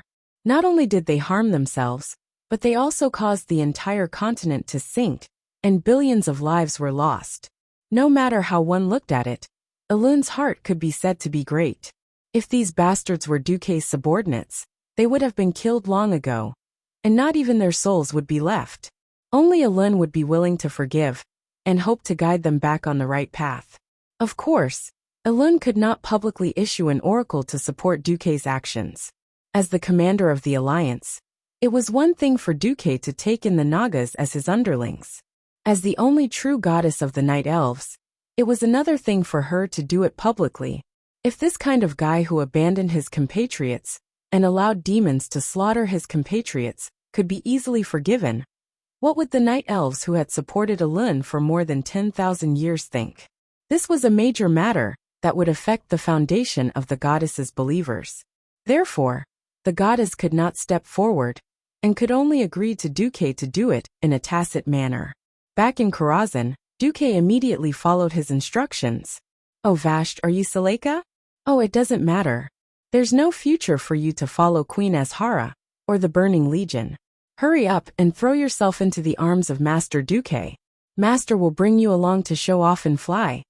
It wasn't that Duque hadn't thought about it. Once his aura of a tortoise rose, Miss Vashti would immediately bow her head and call him master. Unfortunately, he could only dream about it. None of the ancient gods ran a charity, so how could Enzos treat Queen Azhara like a treasure? Not to mention Vashti, the queen's maid. The queen was almost begging for food, so how could the maids be any better? In any case, regardless of whether she was Celia or not, she couldn't escape the dark history of being thrown into the pitch-black, boundless deep sea, and suffering for 10,000 years. Let's get rid of the foreign aid first. Duque sighed slightly. In the days that followed, the alliance advanced on 3 fronts. The Horde gathered almost all the mobile forces that could be used and ran to attack Auchinton in the south of Terrakar Forest, trying to open up the road to Nagrand. After realizing that he couldn't deal with Vashti well, William had no choice but to lead the main force of the alliance to expand in Terrakar Forest. In order to ensure supplies from the Hellfire Peninsula to Shatrath City, they first took care of the Raven Nest at the west side of the Thorns Rampart rocky grounds, and beat the Crow people inside, until they were covered in feathers. Then, they entered Turam at the south side of the Thorns Rampart rocky grounds, and took care of the former Drenii, who had turned into a lunatic. Finally, the alliance began to build a new stronghold in the south of Terrakar Forest near the Moonshadow Valley. Originally, this stronghold would be named Aurelia Stronghold, to commemorate the heroine Aurelia who had disappeared in the Outland War. But in this life, Aurelia had never gone to the Outland. Moreover, the next person to guard the stronghold would be the 4th sister of the Windrunner family, Lilith, who was better at fighting in the jungle. Thus, this stronghold was renamed Windrunner Stronghold. The battles on these 2 fronts were fought in accordance with the rules. There were no surprises and naturally no surprises. The entire alliance's attention was attracted by the battle in Zanger Marsh. The other side said that it was led by Bulang Bronzebeard. But everyone knew that Bulang was a short-tempered dwarf and couldn't fight such a delicate multi-threaded attack. Time entered December. After consolidating the dam at Dark Swamp Village Waterfall, the alliance mobilized more than 50 flying ships of various types from Azeroth. Only less than 1/5 of the warships were left, and the rest were all simple flying transport ships. 2 large propellers, coupled with the new diesel engine, and a huge metal cargo hold that looked like a goldfish with a big belly. That was a transport ship. The Alliance and Horde weren't good at fighting in swamps, right? Alright, I'll fill the swamps. Lakes and everything else will be filled up. What seemed like a fantasy was nothing in the face of the Alliance's incomparably powerful transportation capabilities. A smaller flying transport ship could carry 500 tons of sand. A larger one could carry 3,000 tons. From day to night, these transport ships did nothing but work in 3 shifts. Under the cover of the flying warships and other air forces, they loaded sand onto the mountains of Hellfire Peninsula. Then the first step was to fill up Dark Swamp Lake, which was located between Nagrand in the west, Terakar Forest in the south, and Hellfire Peninsula in the east. I'm not as good as you in water battles. Alright, now I'll force you to fight me on land. Let's see how you Naga can act. Facing a transport ship that could drop sand from 500 meters in the air, the Naga side really couldn't do anything. In the Outland where magic was chaotic, no one's magic could be blasted out more than 500 meters. There were so many bosses in the Serpent Shrine, but none of them could fly. They could only stare at the Karaji bugmen flying around in the sky, and the small boss Shatura. The water in the swamp area wasn't deep to begin with. After a few rounds of dropping sand, the waterways leading to Dark Swamp Lake were all filled up. Unless the Naga had the ability to deal with sand better than the Alliance, whether it was eating it and pulling it into the void, or using magic to make it disappear. As long as they couldn't deal with the sand, they had no choice but to accept the cruel fact that the area they controlled was decreasing every day. When the Alliance used sand to divide Dark Swamp Lake into 7 or 8 pieces, the efficiency of filling up the lake increased. Under the cover of the Air Force, the fearless dwarves drove diesel bulldozers and started filling up the lake. There was no solution to this kind of shameless fighting style. As a last resort, on the 12th of December, the Fell Orcs once again appeared in the original filling area of Dark Swamp Lake. Unexpectedly, when the Fell Orcs were more than a kilometer away from the water's edge, a group of Griffin Knights and Hippogriphon archers immediately rushed up. And then there was no then.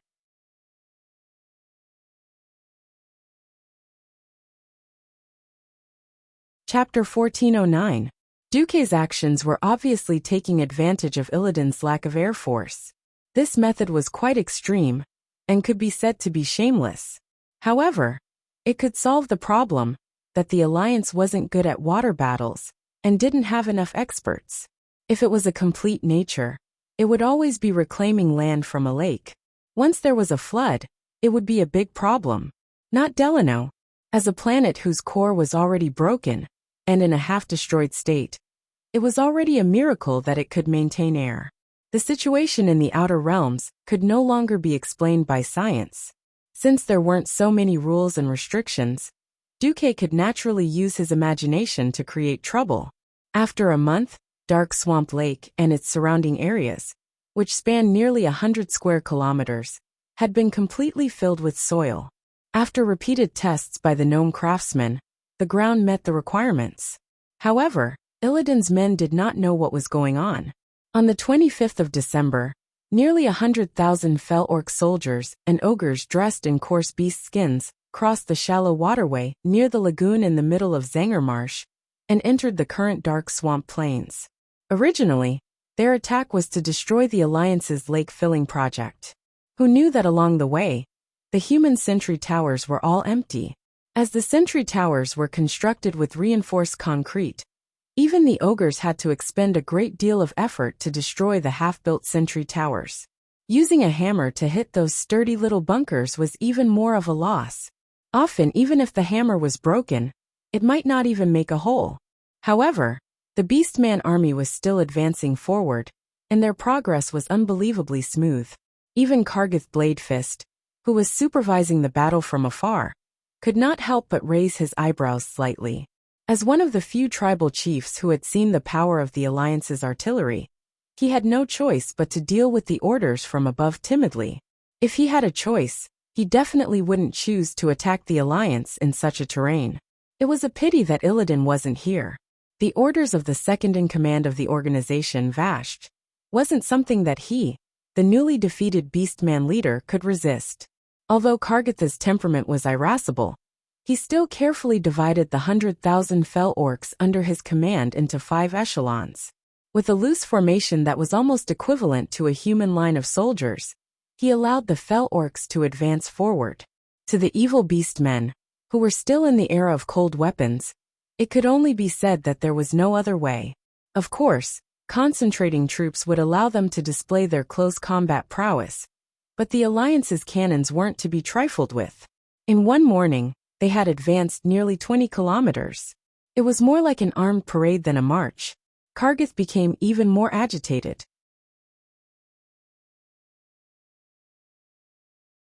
Right at this moment, a muffled sound of thunder came from the distant sky. Human cannons! Get down! Kargath shouted almost immediately. When being bombarded, quickly get down, or else there would be a higher chance of being hit by the shrapnel and reaping your life. This was common knowledge in the Alliance army, and many orcs in the new tribe of Azeroth knew about it.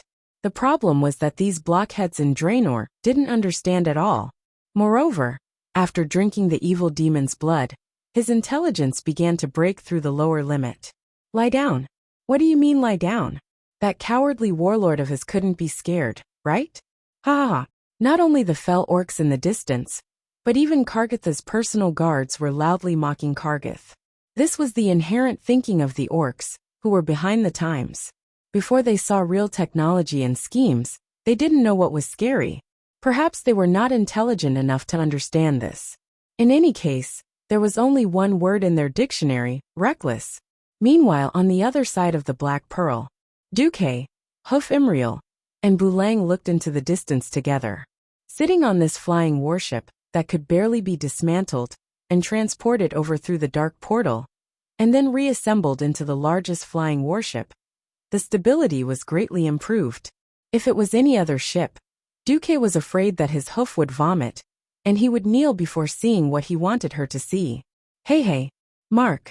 Didn't you say you wanted me to see something new? Firing cannons again, what's the point?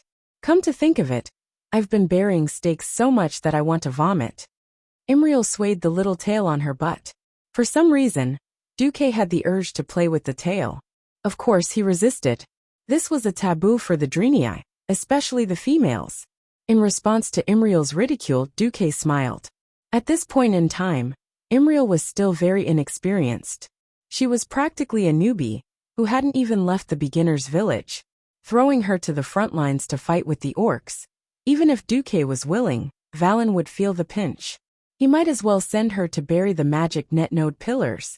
The elements in the Outland were too chaotic, and it was not easy to maintain the orderly circulation of the elements. Before connecting with Shatrath City, if the magic net in Azeroth was the gigabit fiber broadband before transmigration, then in the Outland, it was the pitiful old 256K dial-up water pipe. How could it not be widened? And not having enough nodes meant that there was not enough Wi-Fi. Not having enough transmission distance meant that Mark Dooku's movement area was restricted. This was unforgivable. The reinforcement of the network these days was not only to increase the magic net's capacity, but also to replace that damned 100 megabit router with a gigabit-class enterprise router. Of course, the most important thing was that Duque had finally found a new source of magic for the magic net. That's right, it was that Neru from Shatrath City. It was impossible for Duque to learn from a certain fellow and treat the Neru as a simple little son, a magic juicer. But where there was a Neru, the weather was generally good, and the elements were orderly and peaceful. After obtaining Valen's consent, Duque got Solarian to set up a new elemental absorption spell formation in Shatrath City, absorbing the 4 major elements around Shatrath City into the magic net. It was no exaggeration to say that with the magic support of Shatrath City, Mark Dooku's current strength was more than twice as strong as when he first entered the Outland. He was 100% a Radiant Moon Archmage puppet. Speaking of which, the hoof had done so much work, and Duque was also happy to tease this amusing hoof. He raised his hand and pointed into the distance. Look, the plane. Fly plane? Duque blushed. A slip of the tongue. Look at that mass of dark clouds. If Duque had not mentioned it, not many people would have known what the volley of cannons was for. A large mass of dark clouds gathered above the muddy ground of Dark Swamp Lake at a speed visible to the naked eye. Then, accompanied by a golden bolt of lightning, heavy rain came pouring down. In a few breaths, the originally soft ground had turned into mud. This is... Duque waved his hand in a cool manner, like a conductor waving his right hand in a beautiful arc. I call this artificial rain.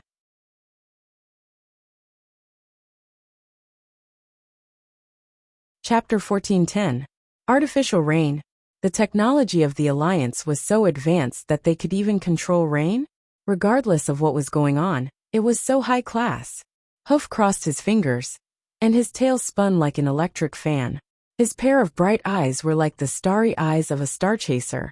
What an amazing feeling. Hoof used the most realistic performance to demonstrate what it meant to be amazing, even though he did not understand it. On the side of the ship, Bulang did not care. Yo do, Mark, no matter how you make the little girl happy, even I can't understand it now. Why can't even I understand it now? What are you going to do with this rain? You even called Sar here. Duque had long since discovered the movements of the fell orcs. This time, he personally called Sar here in the name of his main body. At this moment, in the mushroom forest not far below, Sar was waiting for orders with 5,000 beastman warriors. Orgrim, Duque told me to send people to receive a large number of fell orc captives. But I saw that the Alliance did not send many troops. Can Duque really do it? Sar asked. Never underestimate Duke Marcus. He is a miraculous man. His miraculous thinking had long since been proven in many battles. Since we are allies, let us wait patiently. He never disappoints his allies, Orgrim answered gruffly. Perhaps this was a kind of sorrow. They had to trust their former enemies. But it was precisely because they were enemies that they understood each other the best. Sar and Orgrim were extremely conflicted. In the sky on the Black Pearl, Duque smiled faintly. Magic can do many things that mortals cannot. In fact, science can also do many things that magic can do. For example, this. Duque waved his hand, and instantly, several flying transport ships lowered their altitude and rushed towards the front of the fell orc army. Enemy attack. This time, no one laughed at Kargath Bladefist, because as long as one was not blind, they could see that those big-bellied ships were sprinkling something black in front of the fell orc army. What is that? Imriel blinked. Duque shook his head, as if he was possessed by Zhu Guliang. As a general, one must know the heavens above and the earth below. Otherwise, he would definitely be killed by the enemy. Well, Imriel, what wind is it today? Imriel blinked again. I don't know. Duque rolled his eyes. Old Willen had never taught this hoof how to judge the direction of the wind. Duque sighed. It's easy to know the direction of the wind. You just need to throw a light object into the sky and see where it falls. Then, you'll know where the wind is coming from and where it's going. Oh, the hoof was a good student, and also a student that made teacher do vomit blood. Because after the hoof agreed, it actually picked up a pebble from the deck and threw it into the sky. The pebble flew to a height of 2 meters above the deck and naturally fell straight down. Imriel got the answer. She patted her chest and said confidently, I know. The wind is blowing up and down today. Advantage or disadvantage? What if * king upwind or downwind? There was actually such a mind-numbing operation. Bulang felt that his brain was lacking oxygen.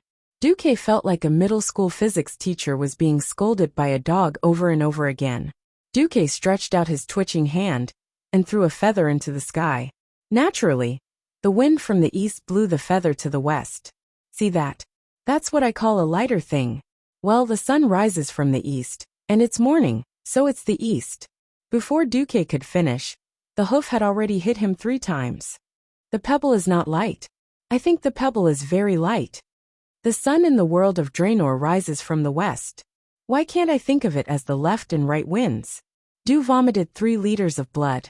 Sargeras, Archimond, Nesario, Nefarian and Galineros.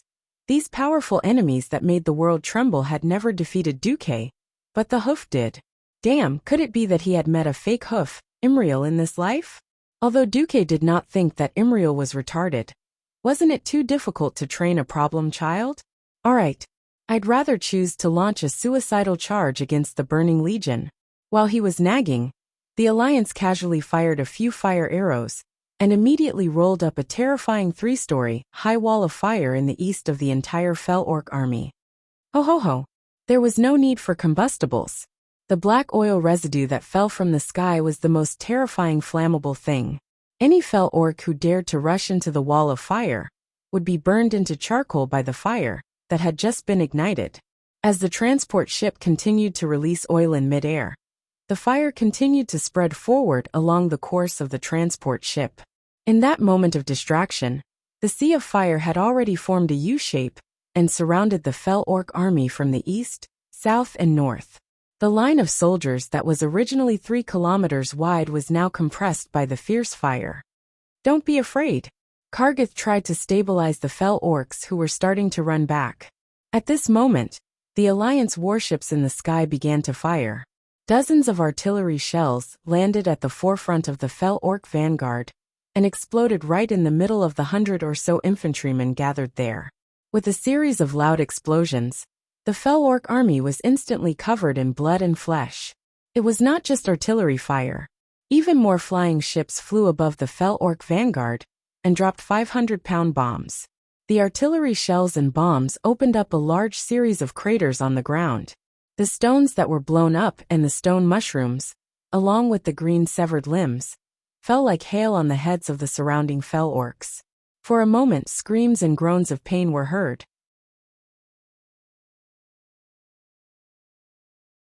In the face of the fire and explosions, the defeated army that had been chased out of the Hellfire Peninsula by the Alliance not long ago remembered the horror. Although the evil demon's blood made them violent, it was the instinct of most creatures to fear fire. The morale of the fell orc army collapsed. They did not care if there were still troops behind them. They turned around and ran faster than rabbits. The unexpected also happened at this moment.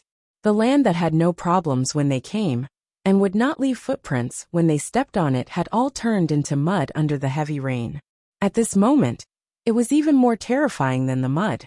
What made the orcs even more uncomfortable was that countless steel ropes suddenly fell from the sky. The ropes themselves did not have much lethality. The thick-skinned fell orcs were at most dizzy from being smashed.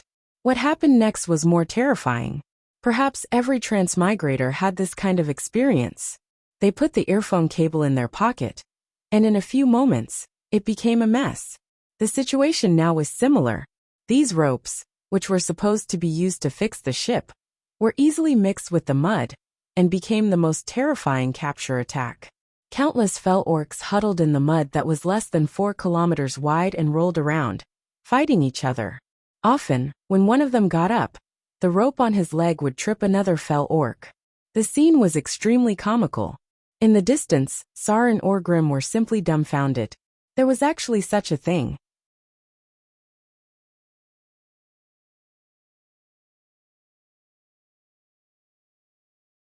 Chapter 14:11.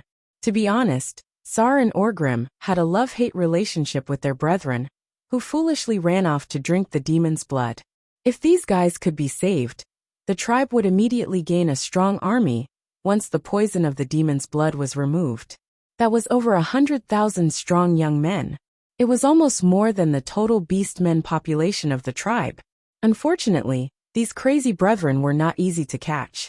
The blood of the Lord of the Abyss was many times stronger than chicken blood. After drinking it, their speed would not increase by much, but their strength would definitely double, and their vitality would increase. At least on the battlefield, these crazy guys could not stop until their heads were cut off.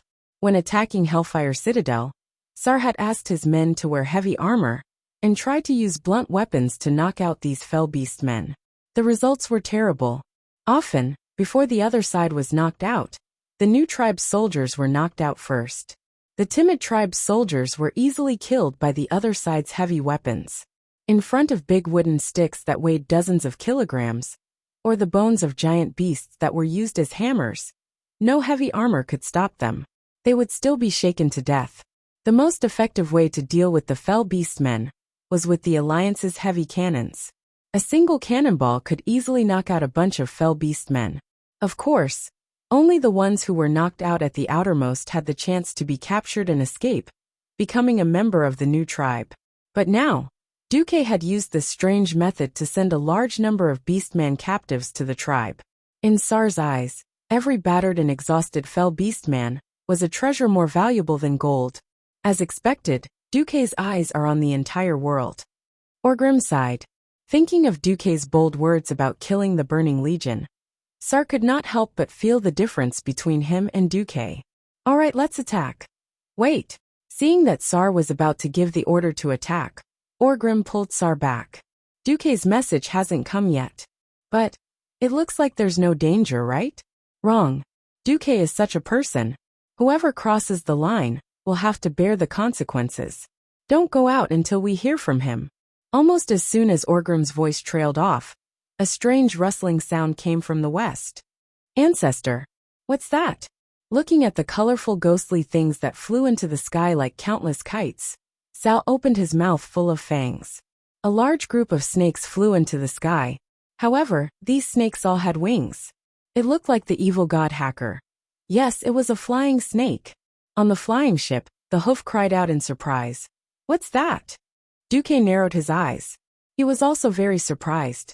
He did not expect Naga to have such a thing. That's right, the Naga's exclusive unit, the Flying Snake, had never appeared in World of Warcraft, and only existed in the Battles of Warcraft. These annoying light air units were not large in size, but they were abnormally agile. Although the Alliance's Griffin Knights and Hippogriphon Knights were larger in size, the Alliance's main air force was unable to deal with these enemies that were too fast to hit. Bulang frowned when he saw the Alliance's Griffins approaching. Order the Griffin Legion to retreat, and prepare the Type 3 grenades. Bulang ordered. When Bulang's aide-de-camp wanted to carry out the order, Duque stopped him. Don't use the Type 3 grenades. Go straight to the Bane the Father formation. Duque suddenly said.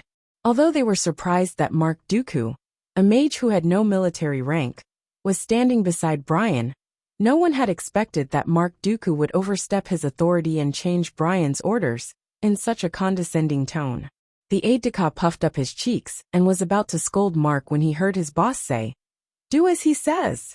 The Alliance had been fighting all over the world for 23 years. In the last 8 years, after Duque took over, he trained a group of well-disciplined troops with modern military rules. They were known as the Iron Army. Duque's order was quickly carried out. In the sky, the Alliance's flying battleships formed a relatively dense trapezoid formation in the unstable airflow. It was like the audience seats in a stadium. The height of the first row was the lowest, while the height of the second row was higher, and so on. This time, it wasn't just the battleships. Even the transport ships were lined up. 56 spaceships formed a slope-like formation. That's right. Due to the purpose and weight distribution of the transport ships, there weren't many heavy cannons installed. There was only a row of 102mm cannons on the top deck. But that didn't mean that they couldn't deal with fast, small but huge enemies. The answer was the strange thing that was revealed when the hatch was opened. What's this? It looks interesting. Hoof asked, wagging its tail. Before Duque put on the Hoof's earplugs, he laughed and said, "You can call it Bang Bang Cannon." 40mm octuple Bang Bang Cannon. The Alliance's latest and most powerful short-range air defense weapon. Of course, this thing couldn't compare to the original version of the World War II warship on Earth. This inferior version of the 8-barreled Bang Bang Cannon was more like an amalgamation of 8 large revolvers with the barrels of the guns fitted together. However, the trigger required a dwarf with earplugs. He had to use his hands to shake the gear, that was the size of a wooden barrel lid. He had to continuously pull the trigger to fire the large ammunition that was dropped into the 40mm barrel from the chain above.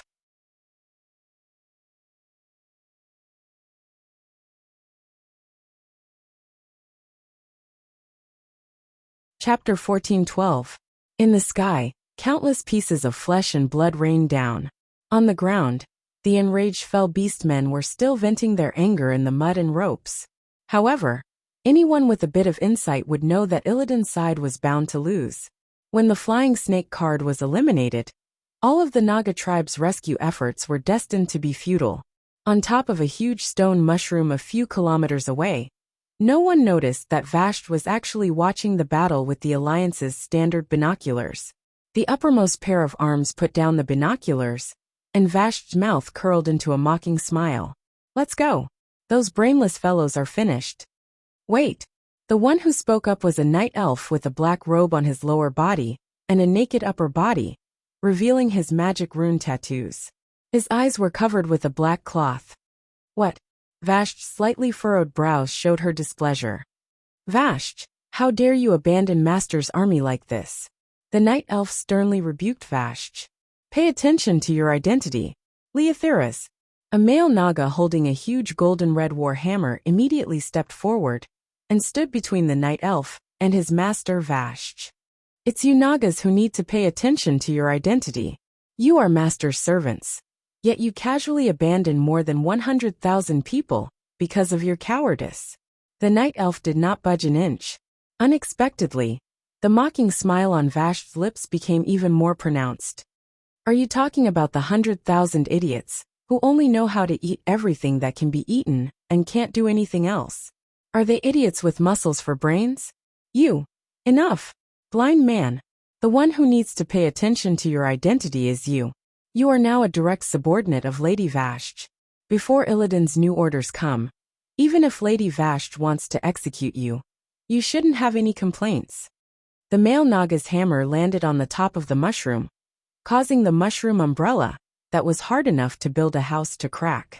The blind man was naturally Leotheras, as a moon guard who had once been incomparably glorious in ancient times, and also as a betrayer of the night elves, under Illidan's guidance. He also gave up his pair of eyes in exchange for the power of demons, and became a demon hunter. Of course, this was also proof that he was Illidan's staunchest supporter. Carithras, you. Leotheras was at a loss for words. The Deepwater Lord Carithras wanted to say something, but was stopped by Vashti. Of course, my subordinates and I are willing to fight for Master Illidan. But the premise is that we have a new way to deal with those flying things. Regrettably, it seems that with my meager intelligence, this is all I can do. Unnecessary resistance will only increase the number of casualties. The ones who will die are also the servants of the Master. Am I right? Vashti's words carried a frivolous tone that made Leotheras angry. Vashti's words infuriated the demon hunter. If he had enough strength, he almost wanted to teach Vashti and that damn Deepwater Lord a lesson. Unfortunately, Vashti's strength was undoubtedly the strongest among Illidan's subordinates. Vashti smiled. If Master Illidan was here, he would have given more wise instructions. Unfortunately, he's not here. As the Commander-in-Chief, I'm exercising the authority that Master Illidan gave me before he left. Is that wrong? Loyal and devoted Mr. Leotheras. The demon hunter's entire body trembled, but he could not blame Vashti any further. Illidan's territory in the Outland was huge. Naturally, he needed many subordinates to help him control his territory. Firstly, Vashti did not leave her own battlefield. Secondly, she did not raise the flag of rebellion. She only abandoned some fell orcs that were not under her control. There was really no way to blame her for this. Even if she wanted to rebel, what could he do? Let's go.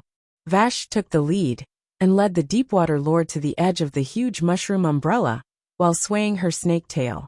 A powerful spring of water suddenly gushed up under the guidance of Vashti's power, forming an elevator that was over 100 meters tall.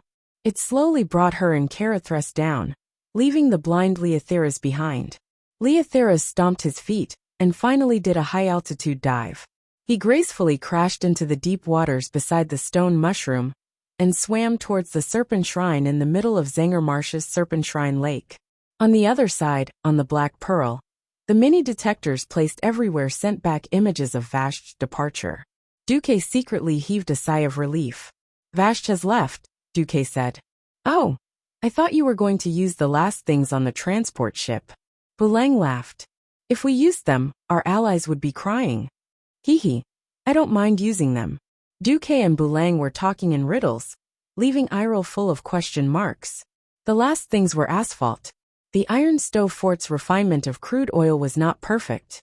The ratio of diesel extraction was not high, but as the easiest byproduct to extract from crude oil, there was a lot of asphalt. The sticky stuff like asphalt was good for paving roads. Currently, the road from the Dark Portal to Honor Fort was paved with asphalt, other than the railroad tracks that the Alliance had to lay during the war. However, it was not a carriage, but a wagon pulled by the Courage Zerg. After all, demons could easily destroy the railroad tracks, but the road was not so easy. On a good road, the Courage Zerg could easily pull a 1-ton carriage on it. This was a useful supplement for the Alliance and the Horde's supply line. Of course, if the asphalt was poured on the fell orcs, there would be no chance of survival. Although asphalt was extremely sticky, it was still a product of petroleum. It could catch fire at 500 or 600 degrees.